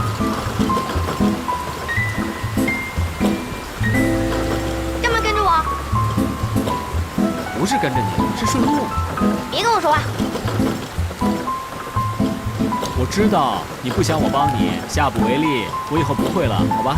反正我以后再也不买糕点给你吃了。啊，这怎么行啊？那我岂不饿死了？哎呀，天哪，太惨了，怎么会这样啊？卖给你，只送给你行了吧？我就知道你对我最好了，我还担心你的糕点卖不出去，所以过来看看你。没想到你竟然把它们全部送出去了，果然有生意头脑。师傅，我知道你对我好，但你以后能不能不要悄悄帮我了？别人的帮助就像拐杖一样，站不起来的时候需要靠它来支撑一下身体，但是我们最终还是要把拐杖扔掉，自己站起来。你不是也放弃了一步登天的机会，自己在努力拼搏吗？知道了，真拿你没办法。谁让你那么像我，那么有福气啊？我以后不会了。走吧。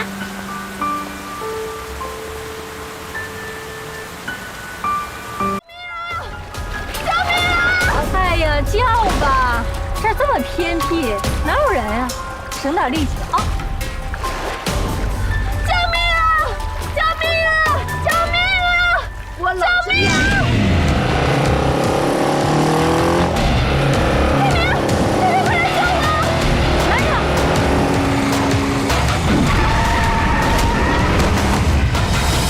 没事吧？安宁，手给我。怎么样了？是的，这没我的车，这没我的车在哪？等下再说。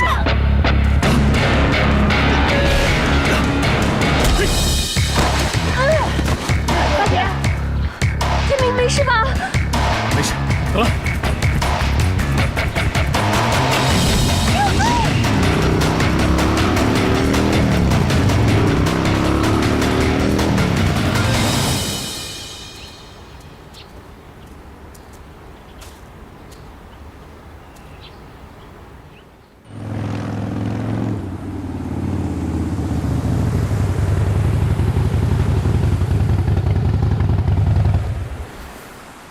赶紧进屋吧，我帮你找毛巾擦一下，要不然着凉了。哎，你先让我看一下你的伤。看什么看？没事，来进来。不是，这么深的伤，我们还是先去医院吧。去什么医院呢？就一点皮外伤，我去包扎一下就好了。倒是你看你，全身湿透了，快用毛巾擦一擦，不然着凉了。小心疼啊！来，坐着。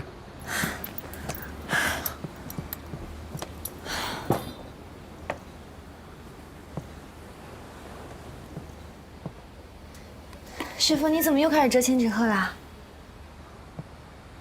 因为我许了个心愿，希望折够1000只纸鹤了，那个愿望就会实现。来，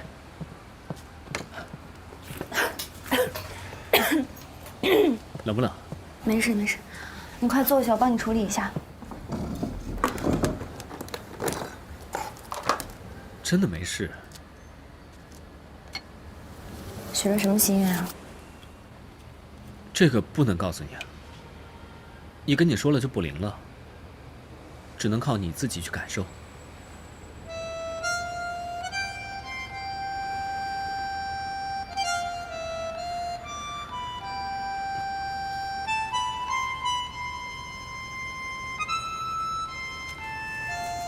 天明，你呢，是集团老总的儿子，前途不可限量。而我只是一个小摊贩，还坐过牢，所以我根本配不上你。你是我所有见过的女孩子里面最善良、最勇敢、最坚强、最乐观的。你从来不怕输，你从来不服输。你可以为了自己心爱的人，不顾牺牲你自己的一切。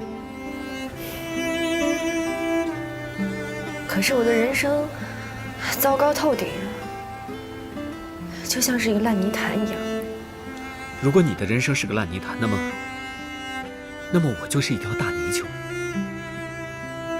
永远都守着那个烂泥潭。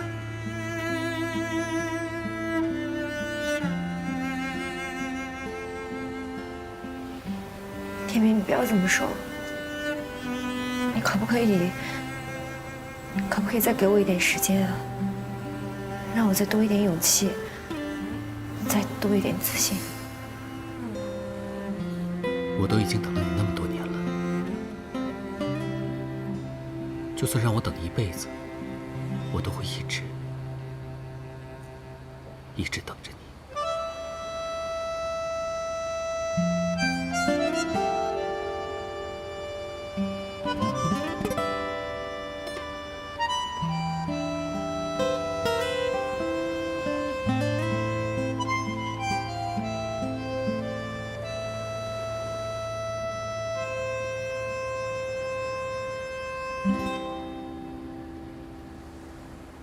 你知道吗？我的心愿已经完成了。完成了？就现在。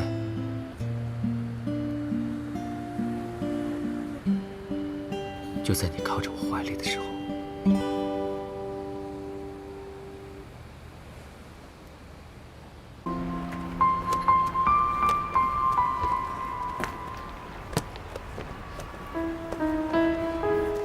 天明啊，你这个蛋居设计的这么好，这么独一无二，拆了多可惜啊！虽然可惜，但也不能一辈子都住这儿吧，是吧？哎，其实呢，我那个新家面积挺大的，我一个人自己住多浪费呀。要不这样吧，你就别再住你那个小平房了，搬过来跟我一块儿住，怎么样？哼，色狼尾巴露出来了吧？不是，我是认真的。你让我等，我可以等，但是你必须给我一个时间。到时候就算杨家没有恢复记忆，我也要跟他说清楚的。再说吧。你知不知道一颗心悬在半空是什么滋味？你一天到晚老是这么模棱两可，我怎么活呀？谁知道你对我的执着是不是一种不甘心呀？谁知道你会不会变成第二个徐梦雪？哎呀！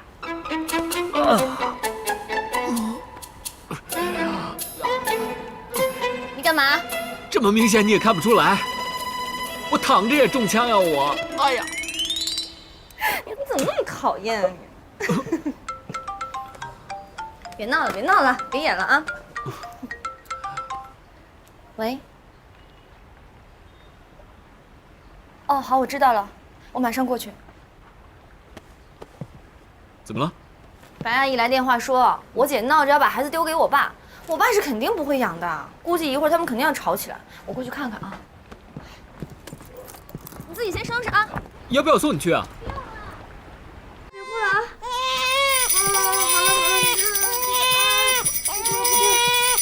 好了，你看这个啊，不哭了，不哭。小祖宗啊，你能不能不哭了？好了，别哭了，别哭。哎，不能直接拿凉水，拿开水涮一下奶瓶，不然孩子会拉肚子的。哦。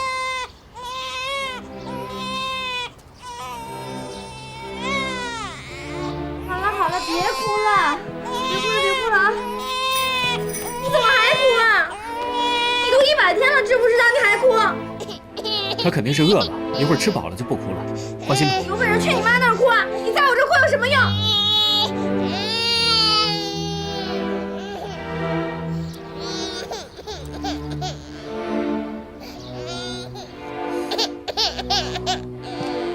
行了，来，吃。太烫了，有你这么喂孩子的吗？拿凉水去凉一下。不。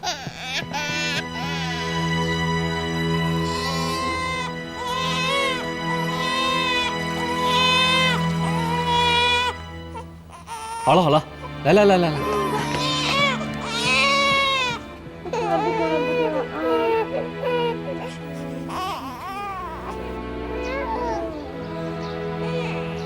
不哭了啊！好了，不哭了。总算不哭了。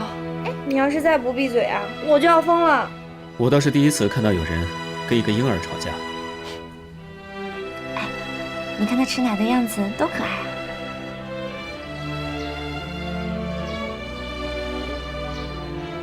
你呀，就是刀子嘴豆腐心。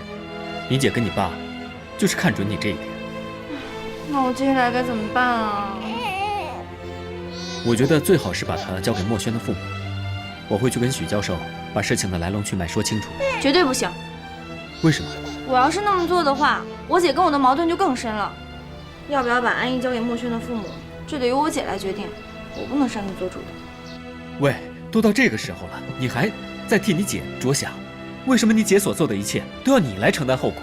高考、坐牢，现在还要替她带孩子。那我姐现在失踪了，我能怎么办啊？我找谁说理去啊？我总不能跟她说理吧？就算我想一脚把她踢出去，她这小屁股还跟不下我一只脚呢。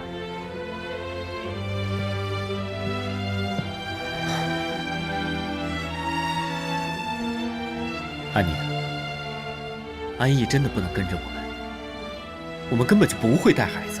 我们？我又没有说过让你跟我一起带孩子。什么意思啊？你要自己一个人带？我姐没回来之前，我只能先带着她了。大不了有我一口饭吃，我就分她半口。带一个小朋友，并不是说你给他吃饱了就可以了，不是那么简单的。那我能怎么办呀？我总不能把她扔到孤儿院去吧？我就不信你姐舍得安逸，说不定她就躲在哪个角落，一直看着我们。万一你接手了，她马上撒手不管。你信不信？只要一送安逸去福利院，她马上冲出来把安逸抱走。你怎么知道我姐就确定孩子在我这儿啊？你怎么就知道她一定在监视我们啊？我们总不能拿孩子去当赌注吧？不是，我这么说，就是想为你好嘛，想办法嘛，不是吗？喂，姑娘，你找谁呀？姑娘，哎，你别跑呀，姑娘，你站住！张婶，出什么事儿了？怎么了？哦，刚才一个女人在门外鬼鬼祟祟的，我问她找谁，她也不说，慌慌张张就跑了。女人？她长什么样子啊？我没看清，她戴一个大头巾，还有一个大墨镜，身材挺高挑的，穿得挺漂亮的。一定是你姐，你看吧，她就是舍不得安逸，暗中看着你们。姐，你给我出来！我知道是你来了，你快点把安逸接走。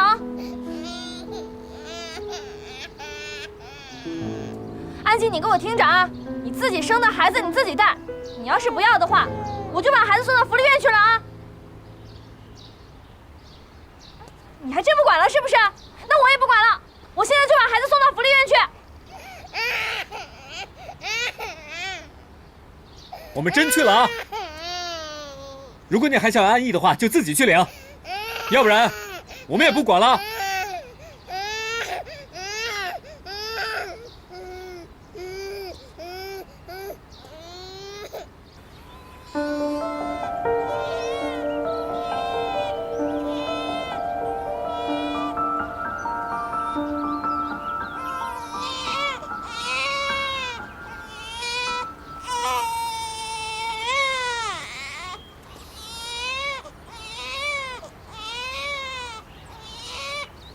小心点儿，别让人发现了。你说我姐她会来吗？她会来的，她怎么舍得安逸呢？可是万一她刚才已经来过，现在已经走了怎么办啊？不可能，她现在肯定像我们一样，不知道躲在哪个角落，偷偷的看着，就跟你赌，看谁的心软。一定要坚持住，知道吗？啊！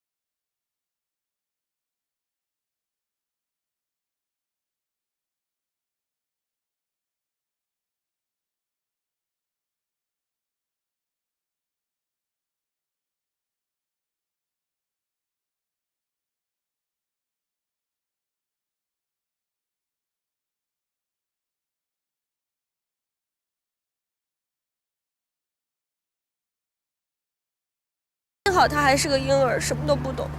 要是他知道他的亲人都这么狠心的对他，他该多伤心呀！你就听我一次吧，这是为你好。为我好？我看你是自私吧。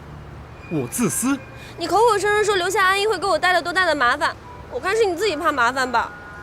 你放心，我不会拖累你。我是觉得这样对你不公平。养育一个孩子不是养一只宠物，责任非常重大的，这个责任不应该由你来承担。你心疼你姐，我心疼的是你，你就不能心疼一下你自己吗？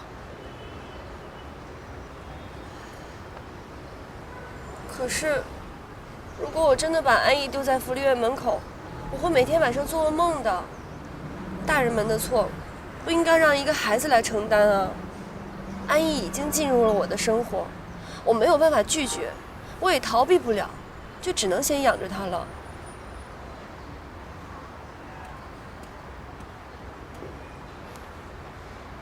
安宁，不是每一件事情我们都能逞强的。如果超过了自己的能力，这就是不现实。我还是跟许教授说清楚吧。我们把安逸交给他。你给我站住！你就是不肯听我的，是不是？你如果非要接着去找许教授，那我们就只能分手。分手？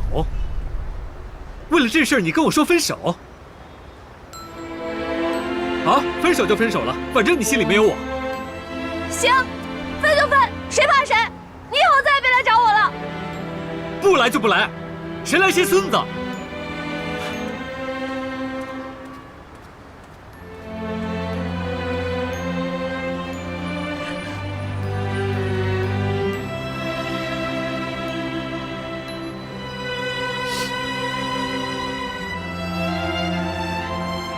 都是你，我的生活好不容易有点起色了，又被你给毁了。安逸啊，你这个没人疼的小东西，就这么赖上我了，是不是？以后就只有咱们两个相依为命了，是不是？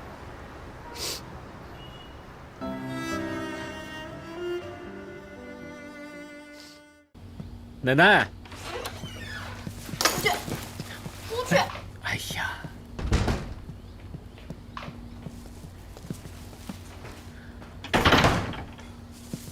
奶奶你好，我给你买了很多好吃的。你不是说再来就是孙子吗？所以你就是奶奶喽？呸！我有那么老吗？老婆当然老啊，我也很老，我叫老公。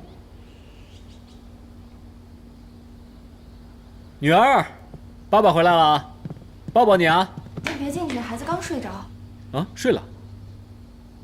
啊，那我只能抱抱妈妈了。放手！不放。放手！不放。不是说好分手的吗？谁说的？你说的。没说。不要脸。就不要脸。无赖。无赖就无赖，世界这么乱，单纯给谁看啊？啊？讨厌！哦！哇！啊！哇，不行了！哇，残废了！哎呀，有人要照顾我一辈子了。喂，一辈子啊？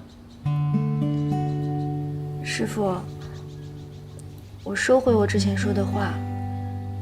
自私的人不是你，是我。我确实没有考虑到你的感受。我没听错吧？啊？人家跟你说正经的呢。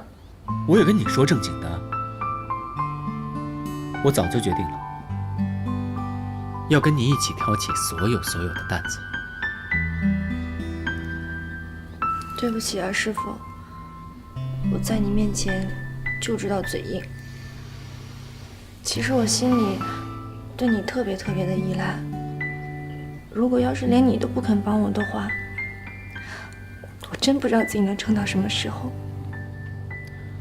我知道，我还不了解你吗？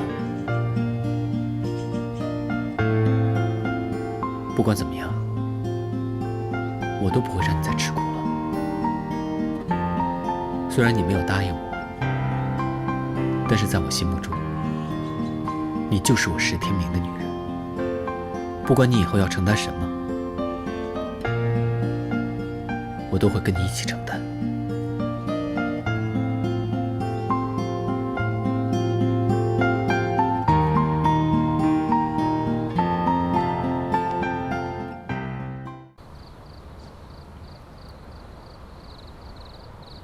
小家伙睡觉真安静。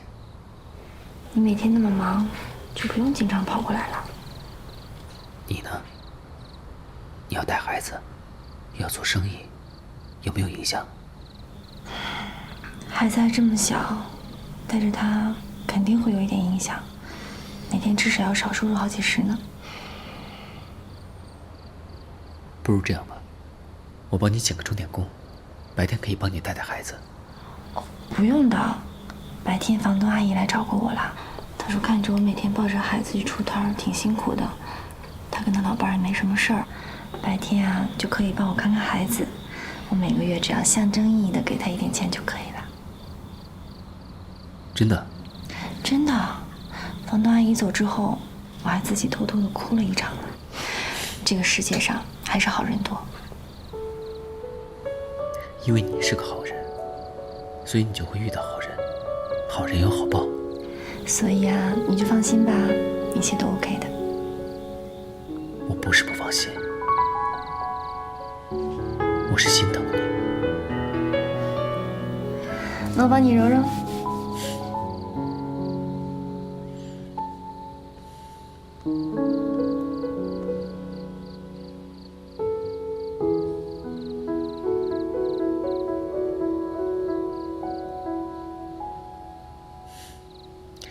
这种感觉挺好的。喂，师傅啊，还记得今天什么日子吗？今天安逸小朋友3岁生日，老婆大人，你准备怎么帮他庆祝呢？呸！谁是你老婆？哇，安逸叫你妈妈，叫我爸爸，这个名分我都背了3年了，那还不是老婆是什么？好，看在你为我们做牛做马的份上，我就给你一个在女儿面前表现的机会。你什么时候来接我们啊？今天呢？今天可能会比较晚。你也知道，刚刚集团把我提升为总经理，公司很多人看我不服，有几个股东还给董事会发了邮件。蒋总为了我承担了很大的压力，所以这个时候我绝对不能松懈。我必须要让他们看到，公司的每一次提拔都是合情合理的。行，你忙我知道，但只要今儿是我的生日，随便过过就好了。我不想让安逸失望。那这样吧，我一会儿呢会陪着几个董事去看快递，然后呢就会赶去公司刚开的那个新楼盘。那么你呢，就先去幼儿园把安逸接上，然后去楼盘那边跟我会合。我们呢就一起带着安逸去游乐园，给她好好庆祝，这样好不好？好啊，那我先过去等你啊。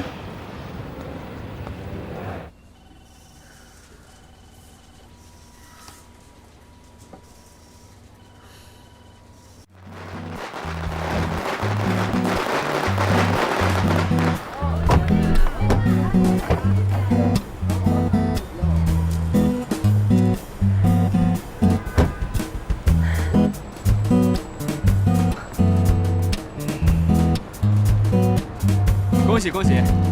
祝姐妹树西点店生意兴隆，跟我们的爱情一样越来越好。这样啊？那我这店万一开2天就黄了怎么办啊？呸呸呸！说那么不吉利的话，真是。师傅啊，这花放哪里？就放这儿吧。这谁送的呀？这是蒋总托我送过来的。对了，蒋总不是说开业的时候他会过来吗？他就算了吧，我都好久没有见到他了，每天呢就用电话发号施令。他又出差了？我听人说，他最近交了个新女朋友，就好像中了邪一样，天天跟那个女的黏在一起，好色滥情的毛病，我觉得他这辈子都改不了。你说蒋总吧，要是没这点毛病，说不定你早就放下过去，认他这个爸爸了。结果呢，他现在啊，怎么也想不到还有一个你这么好的儿子，还整天为自己没有子女而遗憾呢。活该！你知道吗？每次我听到他这么说，我就莫名的高兴。有时候我想啊，如果想报复他，对他最大的惩罚就是我这辈子都不去认他。算了，这是你们父子的事儿，我管不了。走，进我店里看看吧。我警告你啊，别想抛弃我，要不然我不会放过你的。你想怎样？你试试你就知道了。我是认真的，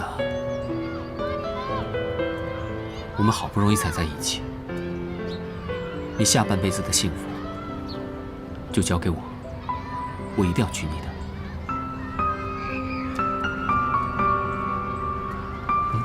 你别看我整天咋咋呼呼的，其实我跟杨佳一样，早就对你产生依赖了，戒都戒不掉。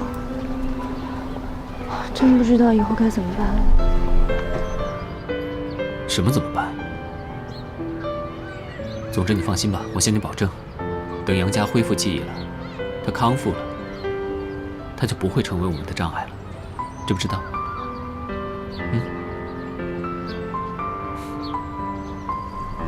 爸爸，我要玩这个。好，爸爸陪你玩啊。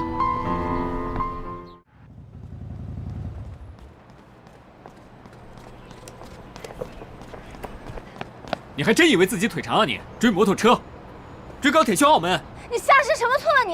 你想气死我是不是？你什么时候心眼这么小，智商这么低了？我姐随便挑拨离间，你也信是不是？我什么人难道不清楚啊？该不会是你自己做了什么对不起我的事情，想倒打一耙吧？明明是你。自从许墨轩回来以后，你见他的时间比见我还要多呢。你还终于说得来劲了是不是？真是的，真是心胸狭隘。是啊，我是心胸狭隘，我就做不到开开心心的看着我的情敌回来，我就受不了我的女人看到她的初恋情人一副甜蜜蜜的样子。谁甜蜜蜜了？你敢说不是？你知不知道？你看许墨轩的样子，两只眼睛放光的样子，多恶心呐！没见过帅哥啊！啊，是我就是没见过帅哥，我真的是高度近视，脑袋被门夹了，我才会跟你在一起。你只会对我凶，啊？你对那个许墨轩凶过吗？你有本事对他凶一次，我就相信了。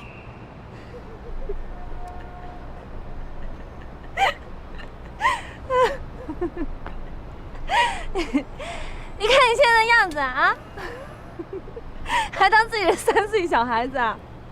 行，我下次见他面，我就凶他，凶给你看，这下你满意了吧？行了，好笑吗？特别好笑。好了啦，别生气啦。我知道，我呢有做的不对的地方，但是你老这么疑神疑鬼的，我心里真的很难受啊。我心里怎么想的，你难道不知道啊？我心里只有你。你看我多好，我什么时候怀疑过你跟杨佳？好了啊，安宁。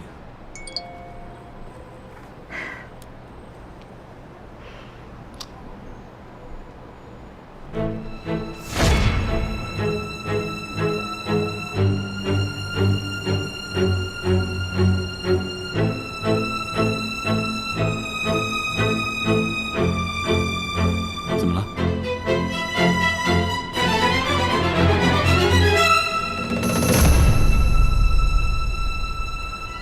安宁，安宁，安宁！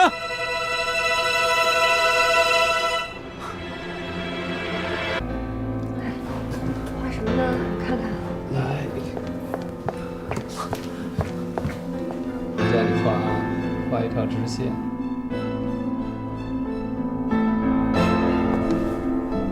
爸爸，哎，哥，你怎么不进来啊？快进来，好好跟安妮聊一下。不用了，不好意思，打扰了。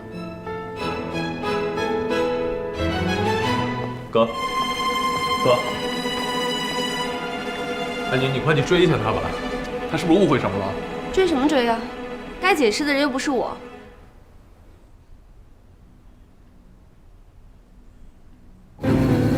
别再自欺欺人了，你和我一样，在这儿都是多余的。墨轩回来，第一个人见的不是你，也不是我这个前妻，而是安宁。这意味着什么？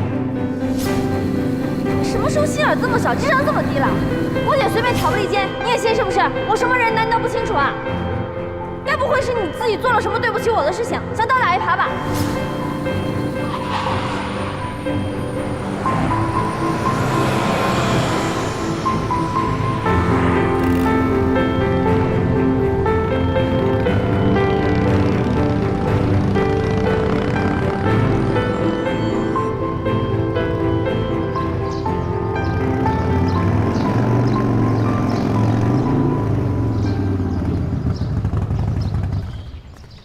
安宁，安宁，你听我说，还有什么好解释的？你难道要说那个照片是 PS 的吗？我那天喝醉了，我真的不知道发生了什么事。这个借口好熟悉啊，电视剧里面常常会听到。我说的是真的，我那天醉的真的是很厉害。我醒来的时候就，我真的一点印象都没有啊。你不清楚，但是照片很清楚。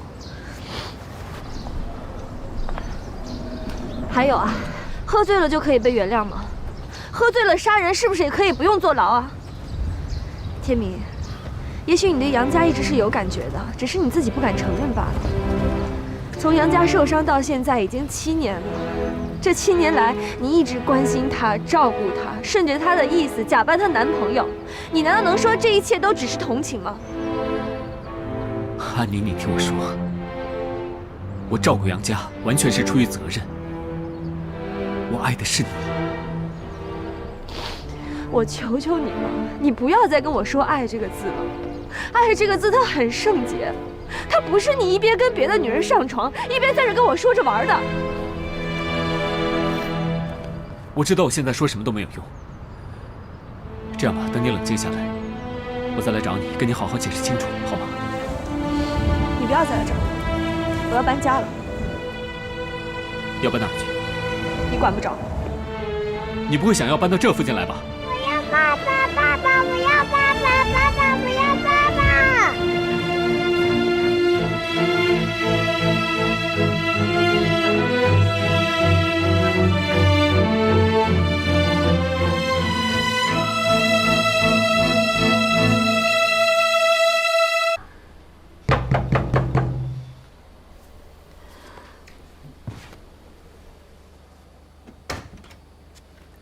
安宁。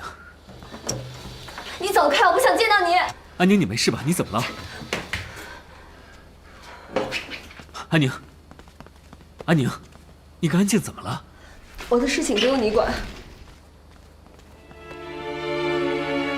你最爱你这个姐姐，你们之间到底发生了什么事？我说了，我的事情不用你管。你以为你这么脱离关系，你们就不是姐妹了吗？起来，你不要这样，安宁，你这样我很心疼的。你少在那儿假惺惺的。如果可以，我真的很想像杨家那样摔成白痴，忘记一切，忘记你。安宁，我爱你，我爱你。放手，放手！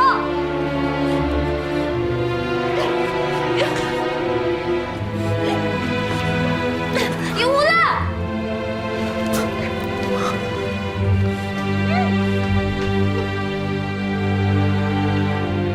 你神经病！你到底有没有廉耻？你还要不要脸？你忘了，我是公交色狼，色狼还要脸吗？你少跟我说这些！你要是再敢这样，你信不信我拿酒瓶砸你？砸？不舍得砸？那我自己来吧。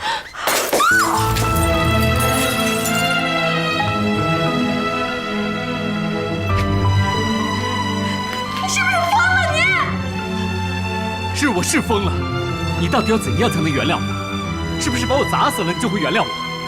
如果是，继续，继续。你别闹了好不好？我现在就给你上药，你要死死远点，别死在我面前。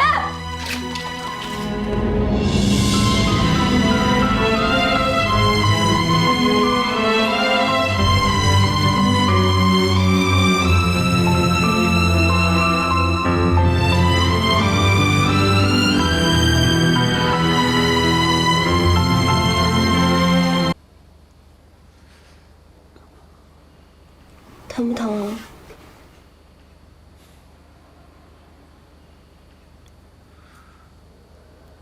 安宁，那天晚上我真的不知道怎么回事，你一定要相信我。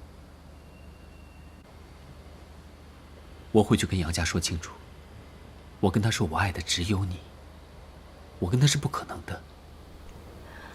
不，你还是别去找他了，让我去跟他谈一谈吧。你去跟他谈？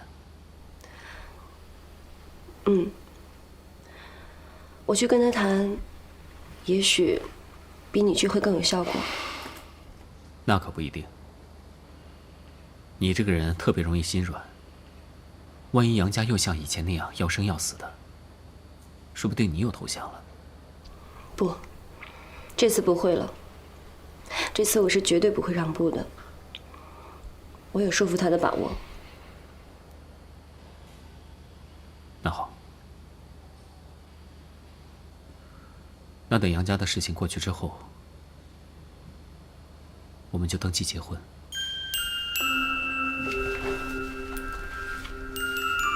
登记结婚？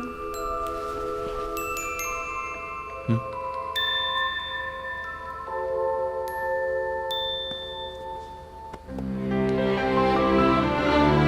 安妮，嫁给我吧。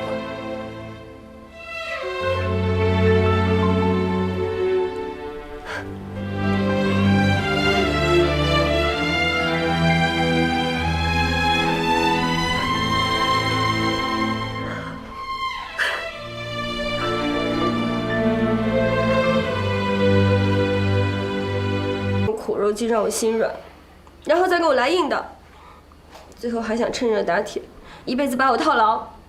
还是你了解我，那你就配合我一次，让我得逞吧。可是我姐和蒋总怎么办？我就不信那个蒋大伟愿意当安逸的继父，说不定过不了多久，他们就会分手。到时候呢，我们想办法撮合安静还有墨轩，那岂不皆大欢喜？问题是事情能像你想象的那么顺利吗？我心里还是不踏实。管你踏不踏实，你答应也得答应，不答应也得答应。